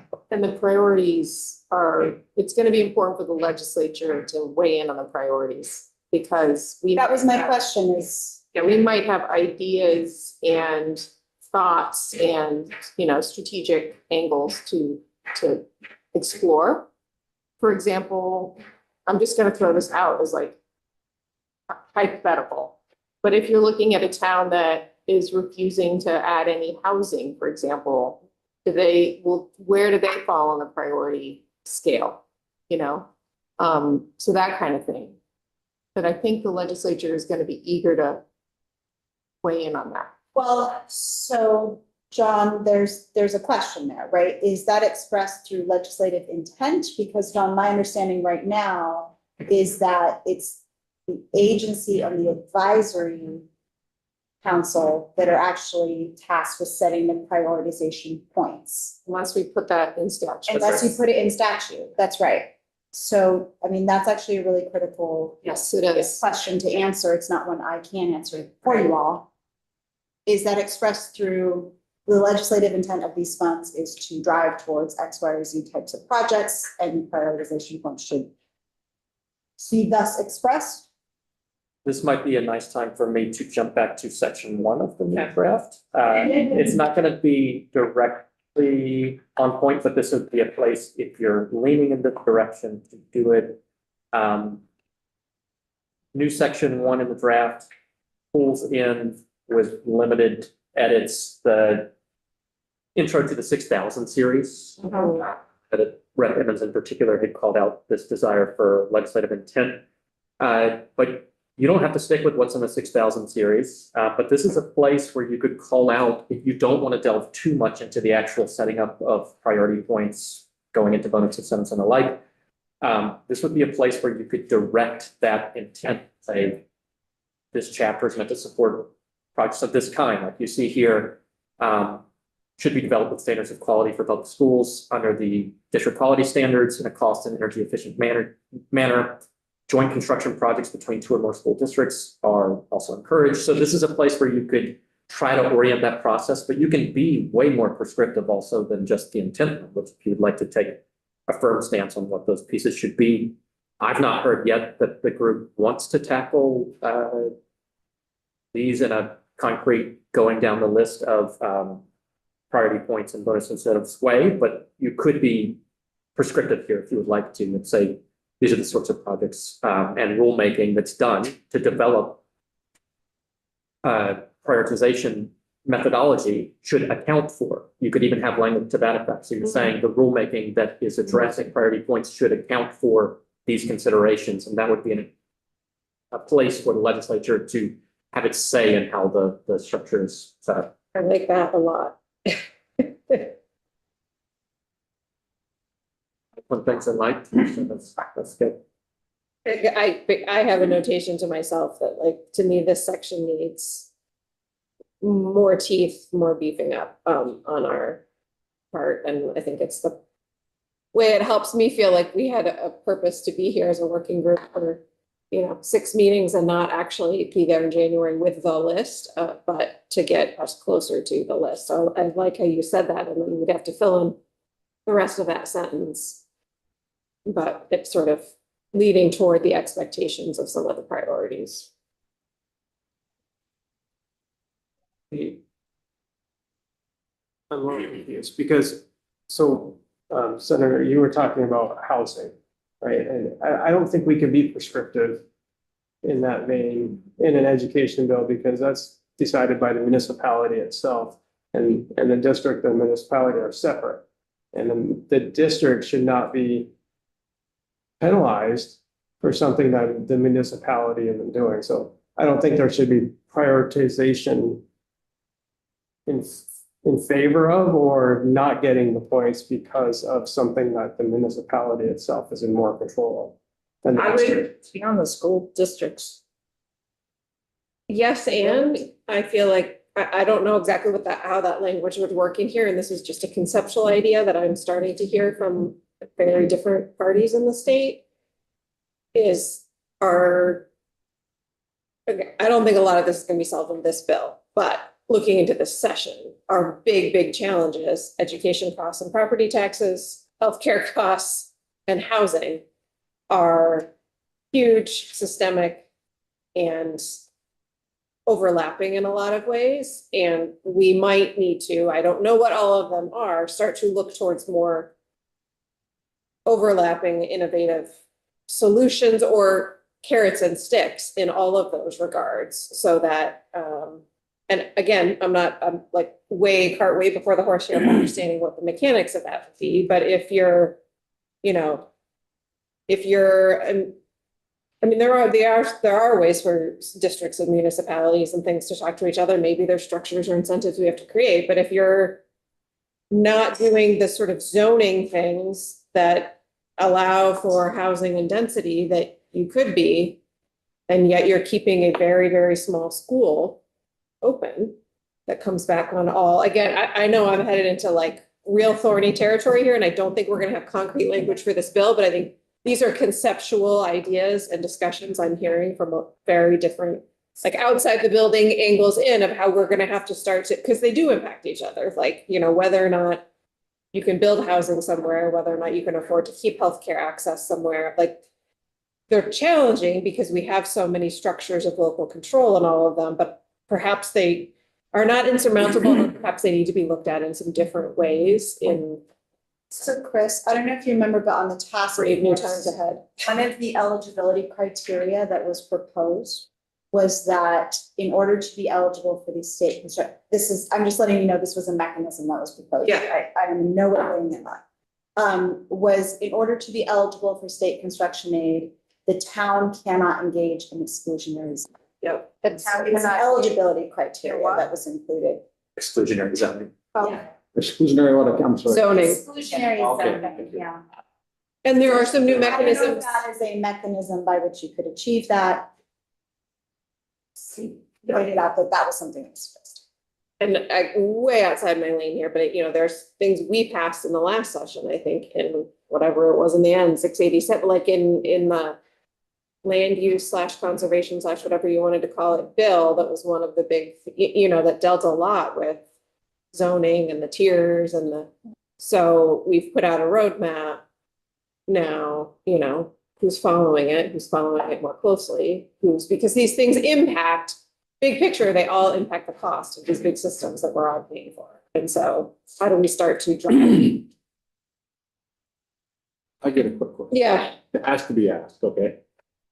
It is the intent of the General Assembly, and it mentioned public schools, everyone has their opinion on this, but so are we saying that state aided construction with all the recent court decisions comes down, they are not eligible for any of this stuff? Private schools, because it's specified public schools in the intent of General Assembly. Don't look at me. This language is currently set up to provide funding to public schools exclusively. There isn't other language included. And why would this body exclude them, I guess? Why would we do that? Not the answer to that, but, I'm just asking. School construction would eliminate them, right? sorry. The current school construction aid program that has been in place but not funded, that would only be for public schools, correct? There's language around independent schools there, but, yeah, I don't know. I don't know the rationale for. Oh, we got a hand in the back. I'm sorry. That's CJ's Office of Legislative Counsel, sorry. The language in chapter 123 right now about independent schools, I believe, is if they meet education quality standards, they are eligible to participate. And there may be one school right now that meets education quality standards, but the vast majority of them do not. So when this board or who's going to make recommendations, I don't know, but when it goes back to the committees of jurisdiction, is that something they're going to, but it doesn't specify that in it. We may have one independent / whatever school meets these requirements. If we eliminate the existing laws and come up with this one here, is that specified in that? As I understand it, the draft you are contemplating right now is a proposal to repeal all of the current language and replace it with new language. And the new language you are contemplating today does not include independent schools eligible, regardless of whether they meet education quality standards. As Rep. Evans indicated at the very beginning, what you all do today will have to be submitted as a draft request and go to the committee's jurisdiction, and they could monkey with that language. But my understanding is the language you were contemplating today takes independent schools out of it altogether. The current law doesn't specify how many schools, independent schools, meet education quality standards, because that's going to fluctuate. So that would be a policy decision for you all to consider. What does the landscape look like? Are all independent schools suddenly moving to meet education quality standards, and then you are then going to be inundated? Education quality standards require things such as licensing of teachers, which our independent schools do not have to have. So there's a lot in there to disincentivize independent schools from complying with education quality standards from a pure policy standpoint.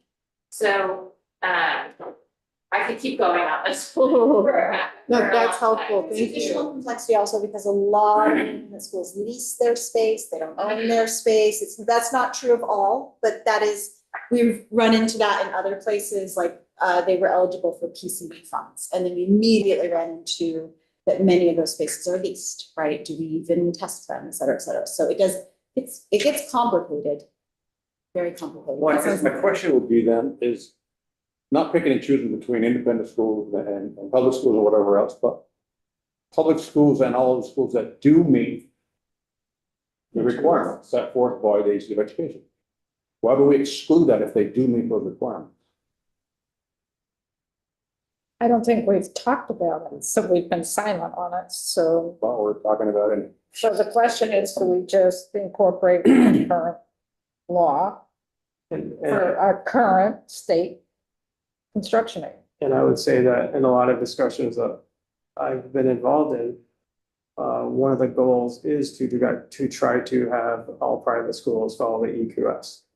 Right, and this might be an incentive for a private school to move towards following EQS. It might be a slight incentive, but it could be an incentive. And the only pitch I'm making is if they meet the requirements, they shouldn't be, EQS, get the EQS, they shouldn't be excluded. Right, Now they're not excluded. right. So, okay, But again, yeah, if we're like taking the current reality, there's, I believe right now at most one no, but that meets it, and yeah. Bob's point is, do we call that out in the legislation? It's probably not a bad idea. Leave as is. No, it's kind of rattling around in my brain, because we've had, well, do we put this in, do we not put it in? You know, I just wonder, it'll be a draft bill for our respective committees. If there could be a cheat sheet in terms of, these are the outlying issues that we discussed here and want to bring to the standing committee's attention that these issues need to be addressed. It's beyond our capability, but I just wonder if we had some kind of a cheat sheet That would be helpful. that folks who are presenting this Yeah. to the standing committees could have a list of items that we didn't weigh in on this, because it went deeper than. We had time for and Yeah. capacity for, yeah. So we've been dealing with a That's- lot of that's a good stuff. Yeah. that we do Okay. here, that we don't do here. So we'll have to keep track. So getting back, On the list. getting back to the language on page 1, that we were talking about statement of policy. I did fool around with language over the week. This is one thing I did do. I had added things like scale and capacity. I had added things like current statewide enrollment trends. I'm sorry, is that on here we're looking at? Well, No, it's- I on it. I had said I mean, this just, yeah, these are my musings, but I had said things like, any school construction project should be developed with standards of quality for public schools set forth in 16 BSA 165 in mind, and prioritizing cost, energy efficiency, 21st century learning, whatever that is, geographic accessibility, capacity, and scale. Yeah. Joint construction projects between 2 or more LEAs and consolidation of buildings will be prioritized, but again, that would be in the prioritization scale, right? But how would you guys feel about adding some of that language, like geographic accessibility or capacity scale? I mean, I don't think that's in here now. Yes, no? What does it mean? For, I'm just trying to figure out for where, what are we talking about? The Intent? statement of policy. Policy. And so is that directing? Is that directing the agency and the advisory council to consider those specific things when developing prioritization points and bonus incentives? Question mark, like what? Yeah, what is it? if we're not gonna, if statutorily, we're not gonna have a say in the construction, in the incentive scale, sorry, the priority scale, thank you, the prioritization scale, then at least we want to direct you all to working within a certain set, a framework, right? And in this framework, we're talking about declining enrollment, blah, blah, blah.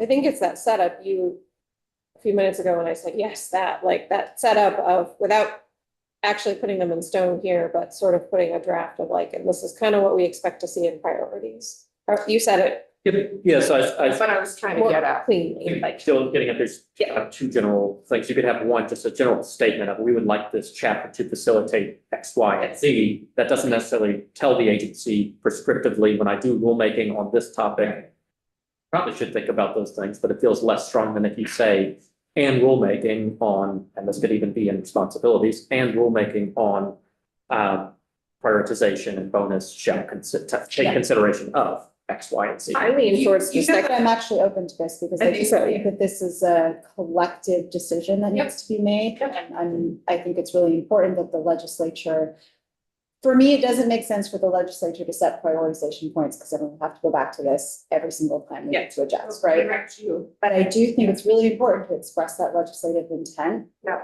Especially in a resource constrained environment, which we are going to be in. Yeah. So that, I'm very open to that, and we've talked about that quite a bit. So does that, do we wanna? Did any of the things I just said resonate with anyone? I guess is my question. And if not, So what do you mean by, can you talk, because I know what you mean by scale, but can you talk about scale and capacity, and what you mean by that? So we're gonna prioritize schools that are full, not half empty. We're gonna prioritize projects that are regional in nature. So if you, to Aaron's point earlier, if you've got 3 schools that are all 5 miles apart, then we are looking at, although that brings up a whole new, is that when you build a new school and, so that, that's really capacity. And then so capacity is how full is the school or how empty is the school? And the scale is where is the school and how will it play with its neighbors regionally, which might mean a consolidation, which I don't like that word, but that seems to be what we have. So I do think capacity and scale need to be explicit in this language. So that would be true for renovations in a current building. Renovations or new builds. Or Well, there rebuilds. may be more renovations than new builds. I think we will have more renovations. Yeah, so, Yes. so is that gonna limit a district on? How would it limit? I don't know. I mean, you visually, you can say, okay, new construction, yeah, you can maybe build a building and close buildings in other districts. But if you're renovating a current building and your current district has 3 buildings, and you're renovating one of those, is that in violation of our state policy? If you look in terms of scale, capacity, and a regional nature. I don't know, I'm just putting Yeah, that no, on. I'm- It's not new construction, that you can visualize. Right. So But what if we? major renovation of your HVAC system because you got no heat. Do you have to comply with the state policy? You have to look at it regionally. I'm just putting that out Well, there. I do think other statute might be affected by this. You're right. We might need to look at I other. don't know. Yeah. So this is where I think those kind of two program tracks are important, right? So major construction and renovation contemplates, an existing high school, major renovation to turn it into a regional comprehensive high school, right? I can think of 3 examples right now. I'd love to see that happen. But I think that we also need to hold space for I've got a middle school, there's nothing really close by, so I can't really meet sort of these criteria about consolidation and regionalization. But I've got a good middle school, it's serving the population, and our HVAC system is about to fail. And we're gonna do a $3 million bond, and that's where I think those smaller projects to extend the useful life of buildings that meet our other kind of criteria, right? I think that's important to contemplate. So could we add in that language that you were just talking about? Now I'm gonna shamelessly backtrack what I was about to say, but didn't articulate. I do think that we need some criteria to think about which buildings we continue to invest in. Real world example, we might have 5 elementary schools in one district right now, plus additional elementary schools nearby. Some of those may have been really poor condition and their enrollment is declining. Do we invest in their HVAC? No, they might choose to invest in their HVAC. People can choose to invest in their buildings. But we would say the state is not going to put its limited dollars into that. And they're on their own. And you're on your own.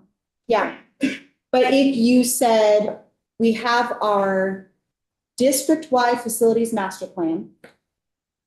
We know that we've got 4 of these elementary schools, and future state, we do think that we're going to be consolidating or turning that building into a rec center or whatever it may be. And therefore, we are saying that this is the building we should invest in, and we can show you the facility. That's why it's that criteria. Then we as the state might say, okay, you have a plan for where you're going here. We will, support that building. I see where I kind of see where you're getting on that, but I do think if we have kind of 2 tracks that it would help us to support those. We're just gonna have to relay that in the statement of policy statement. So the eligibility conditions already accomplished some of this is one Yeah, a way good chunk of that it. it's done, so. But if you would like to use the policy statement or other language as, the general question to the group is, would you like to direct priorities and bonus incentives? And if so, what kinds of things do you want to encourage? And then mechanics of doing that we can work out, but it sounds like there's an appetite to do that, to direct those intentions. And I have capacity, scale, consolidation written down. I know the task force report included a number of these same issues and might be worth looking at in conjunction with this, but happy to include.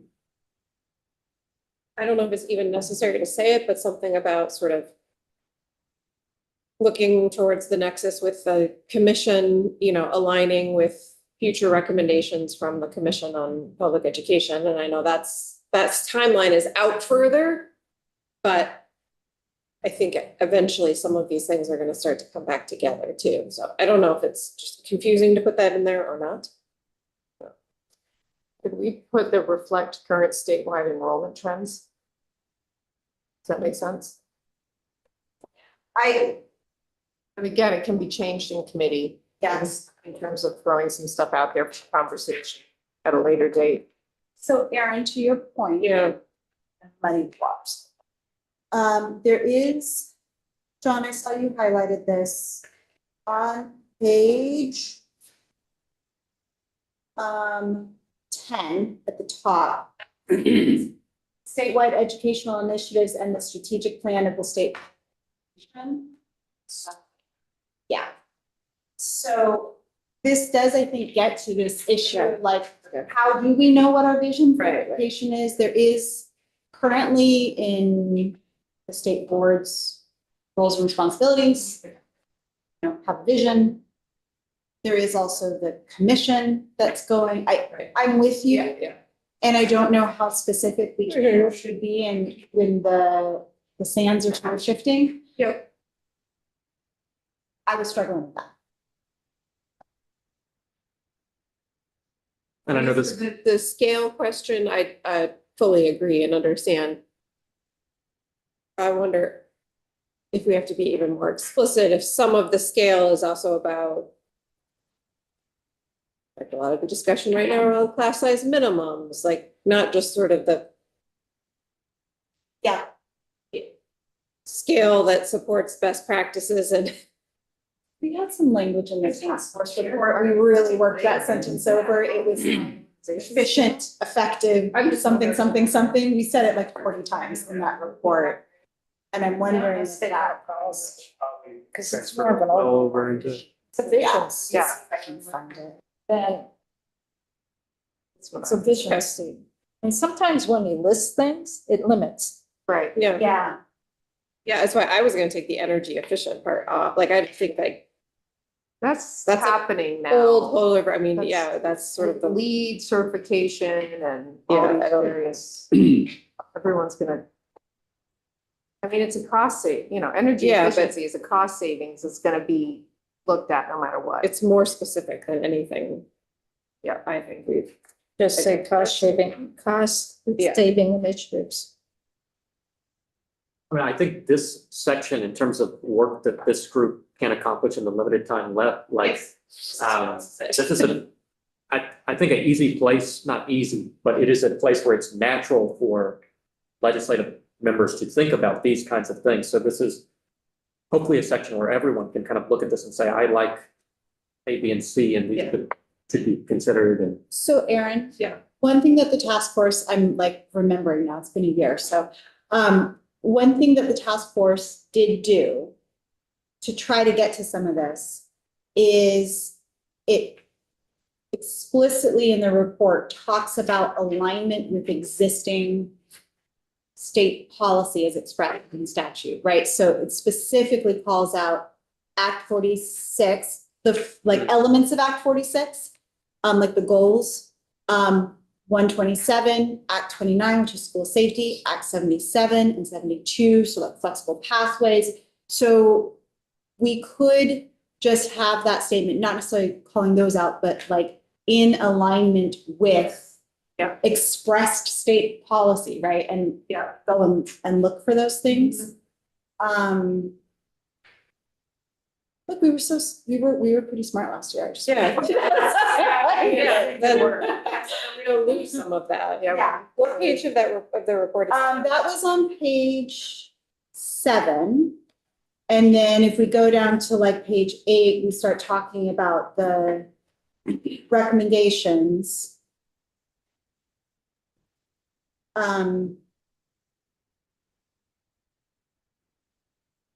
So the proposed school construction program should be centered on the efficient use of public funds to modernize school infrastructure in alignment with current educational models. Chris, that was the sentence that we drafted and redrafted and redrafted and redrafted, right? Mhm. Because we wanted to get very tight on that. And that to me comes to this idea, which aligns very well with the commission, quality, equity, and sustainability or affordability, right? There was a lot of work in the prior working group, so Yes. it's, this is like the closest now we're getting to actionable, so to pull some of that in, I think Yeah. makes a lot of sense. And John, you could even, in that legislative intent, if you want to signal that alignment with the commission, I would maybe add that language of quality, equity, and sustainability. Like that is the three-legged stool of the commission. Everything is driving towards that. All the agencies' work is driving towards that. So maybe that's a good kind of signal words, without specifically calling out the commission itself and its work, because then we're gonna get hung up on that timeline or whatever that may be. Yep. Quality, equity, and efficiency. But I like, Chris, you were on that group, right? yeah,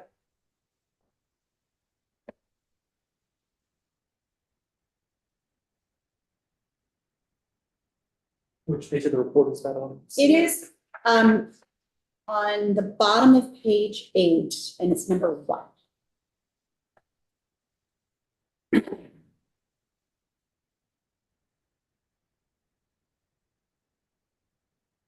So it's funny when you look at something you wrote a long time ago. yeah. Yeah, wow.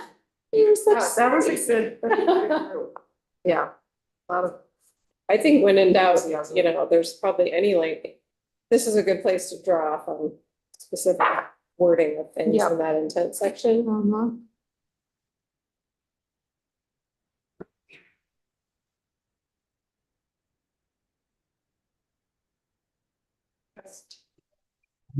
Of that section. Is that where you all are? What was that, Bob? Oh, I'm just, I know we were on, section 6. Is that where you all are still in terms of subsequent discussion happening here? I just want a question on, line 18 on that page, page 9. He's talking to draft. Sorry, we were on section 1 of the Okay. legislative Okay. intent, We bounced back. Okay. but the document being referenced is actually a task force report and not 3.1, so it's. Yeah. stuff Yeah. Going on, Yeah. yeah. I got that from the task force report. Okay, at one point we were in section 6 and we were talking about the construction aid there. I don't need the answer for me personally, but line 18 where it talks about economic efficiencies, I'm just wondering what people have in terms, in their mind, what they're thinking economic efficiencies are. Because it could cover a whole multitude rather, of different ideas of what that constitutes. Mhm. Is that brought over from Rhode Island? The economic efficiencies language is actually in the existing program, that's in existing 3448. Yeah. So it's old language. Right. And like it said, the Secretary of Ed will consider a construction application, economic efficiencies. Just wondering what that means to different people. Do we want to articulate it or do we want to strike it? Yeah, economic, I don't like it. Like that, to me, some people might think that's per pupil spending. Others may think your energy consumption is sustainable. So if that's going to be a measure, I think it might be good to have some clarity as to what we're actually looking at there. But wouldn't the rules Yeah, develop that clarity? Because I guess they could, yeah. I'm not asking it from a position of an opinion. I mean, I have thoughts about it, but I'm just wondering what people do think needs to be included in that in terms of an economic efficiency measure. What page are you on? Sorry. This is the bottom of page 9. if you look at this for construction, preliminary application for construction aid in 1, and that preliminary application shall include information required by the agency by rule. So your rule is going to go into the weeds in terms of what economic efficiency would be. It's my thinking, but maybe I'm off base on that. Or what's the suitability of an existing school building to continue its education, to meet its educational needs? Rules will lay that out, I would assume. This whole thing here is that the secretary would be mandated by statute to consider these factors. I would agree that economic efficiencies is generic language. If you felt that it's picked up better by other terms, like you can think about all kinds of things as facilitating efficiency, consolidation, facilitation. So there's different things that facilitate efficiencies. But this is just holdover language. You can boost it if you would like to. You can eliminate it. I would almost say just, you know, I'm just thinking of the standing committees. We're gonna have brand new committees, new people. They're gonna have to understand the current statute of school construction before they get into understanding the changes. And if this language is already in the current statute, they're gonna need to understand that before they move on. And this is a draft, it's a bill that's gonna be introduced, it's gonna be struck. There'll be a strike call to this. 123, yeah. But we We're just sending out the framework, right, basically. It's up to our standing committees to really do the deep dive. true.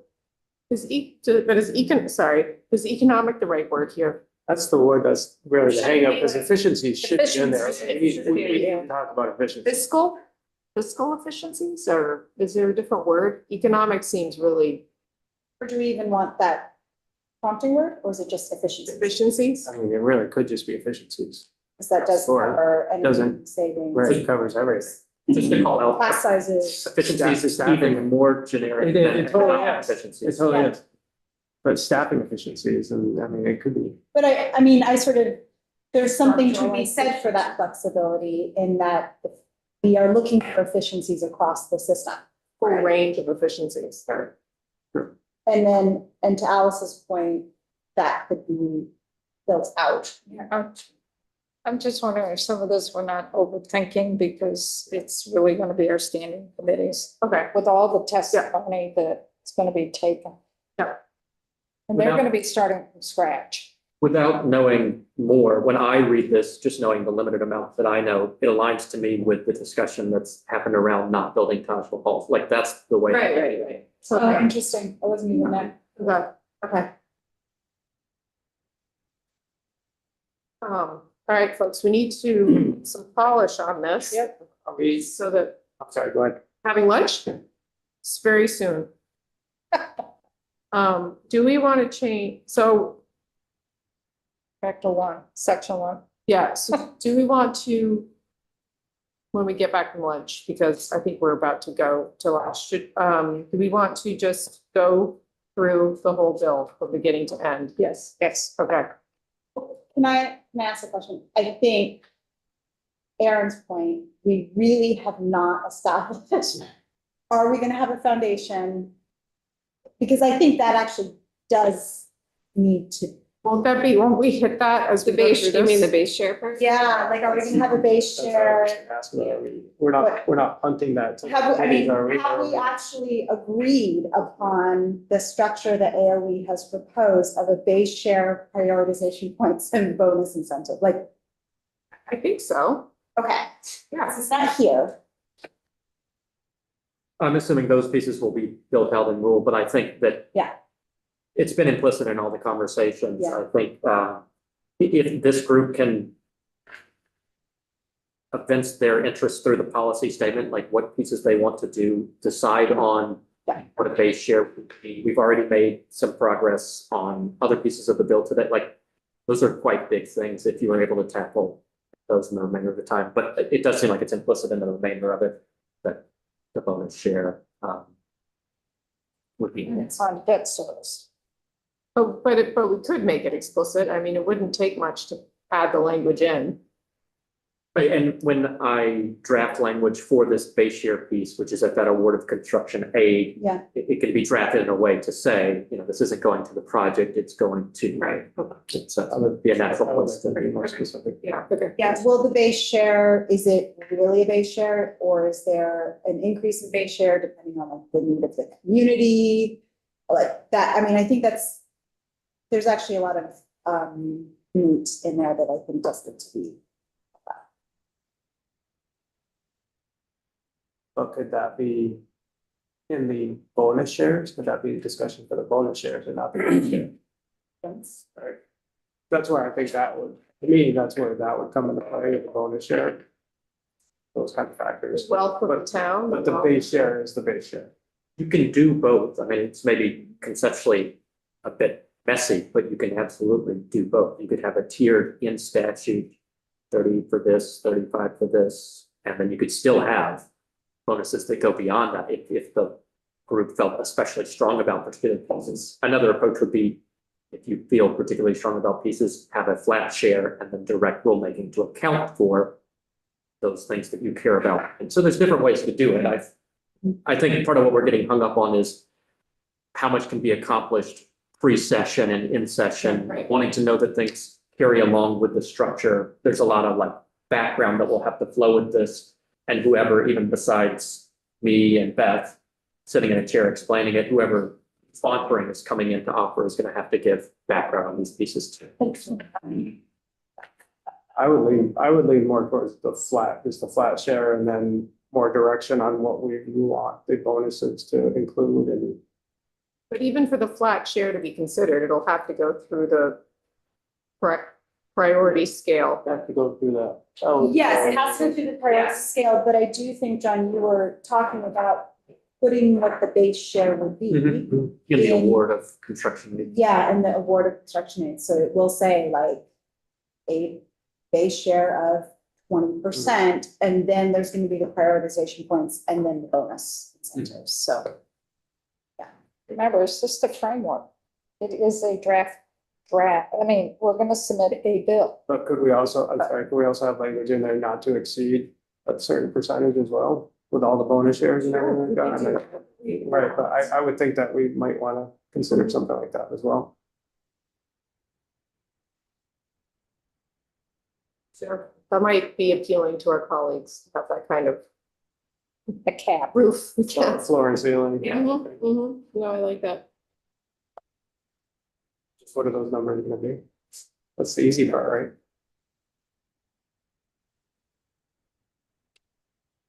Shall we break for lunch? I feel like it's. Yeah. We all Yeah, need a little. In a warmer world. Yeah. Could we plan to be back at 12:45 instead of 1? Yep. Oh, yeah, at least.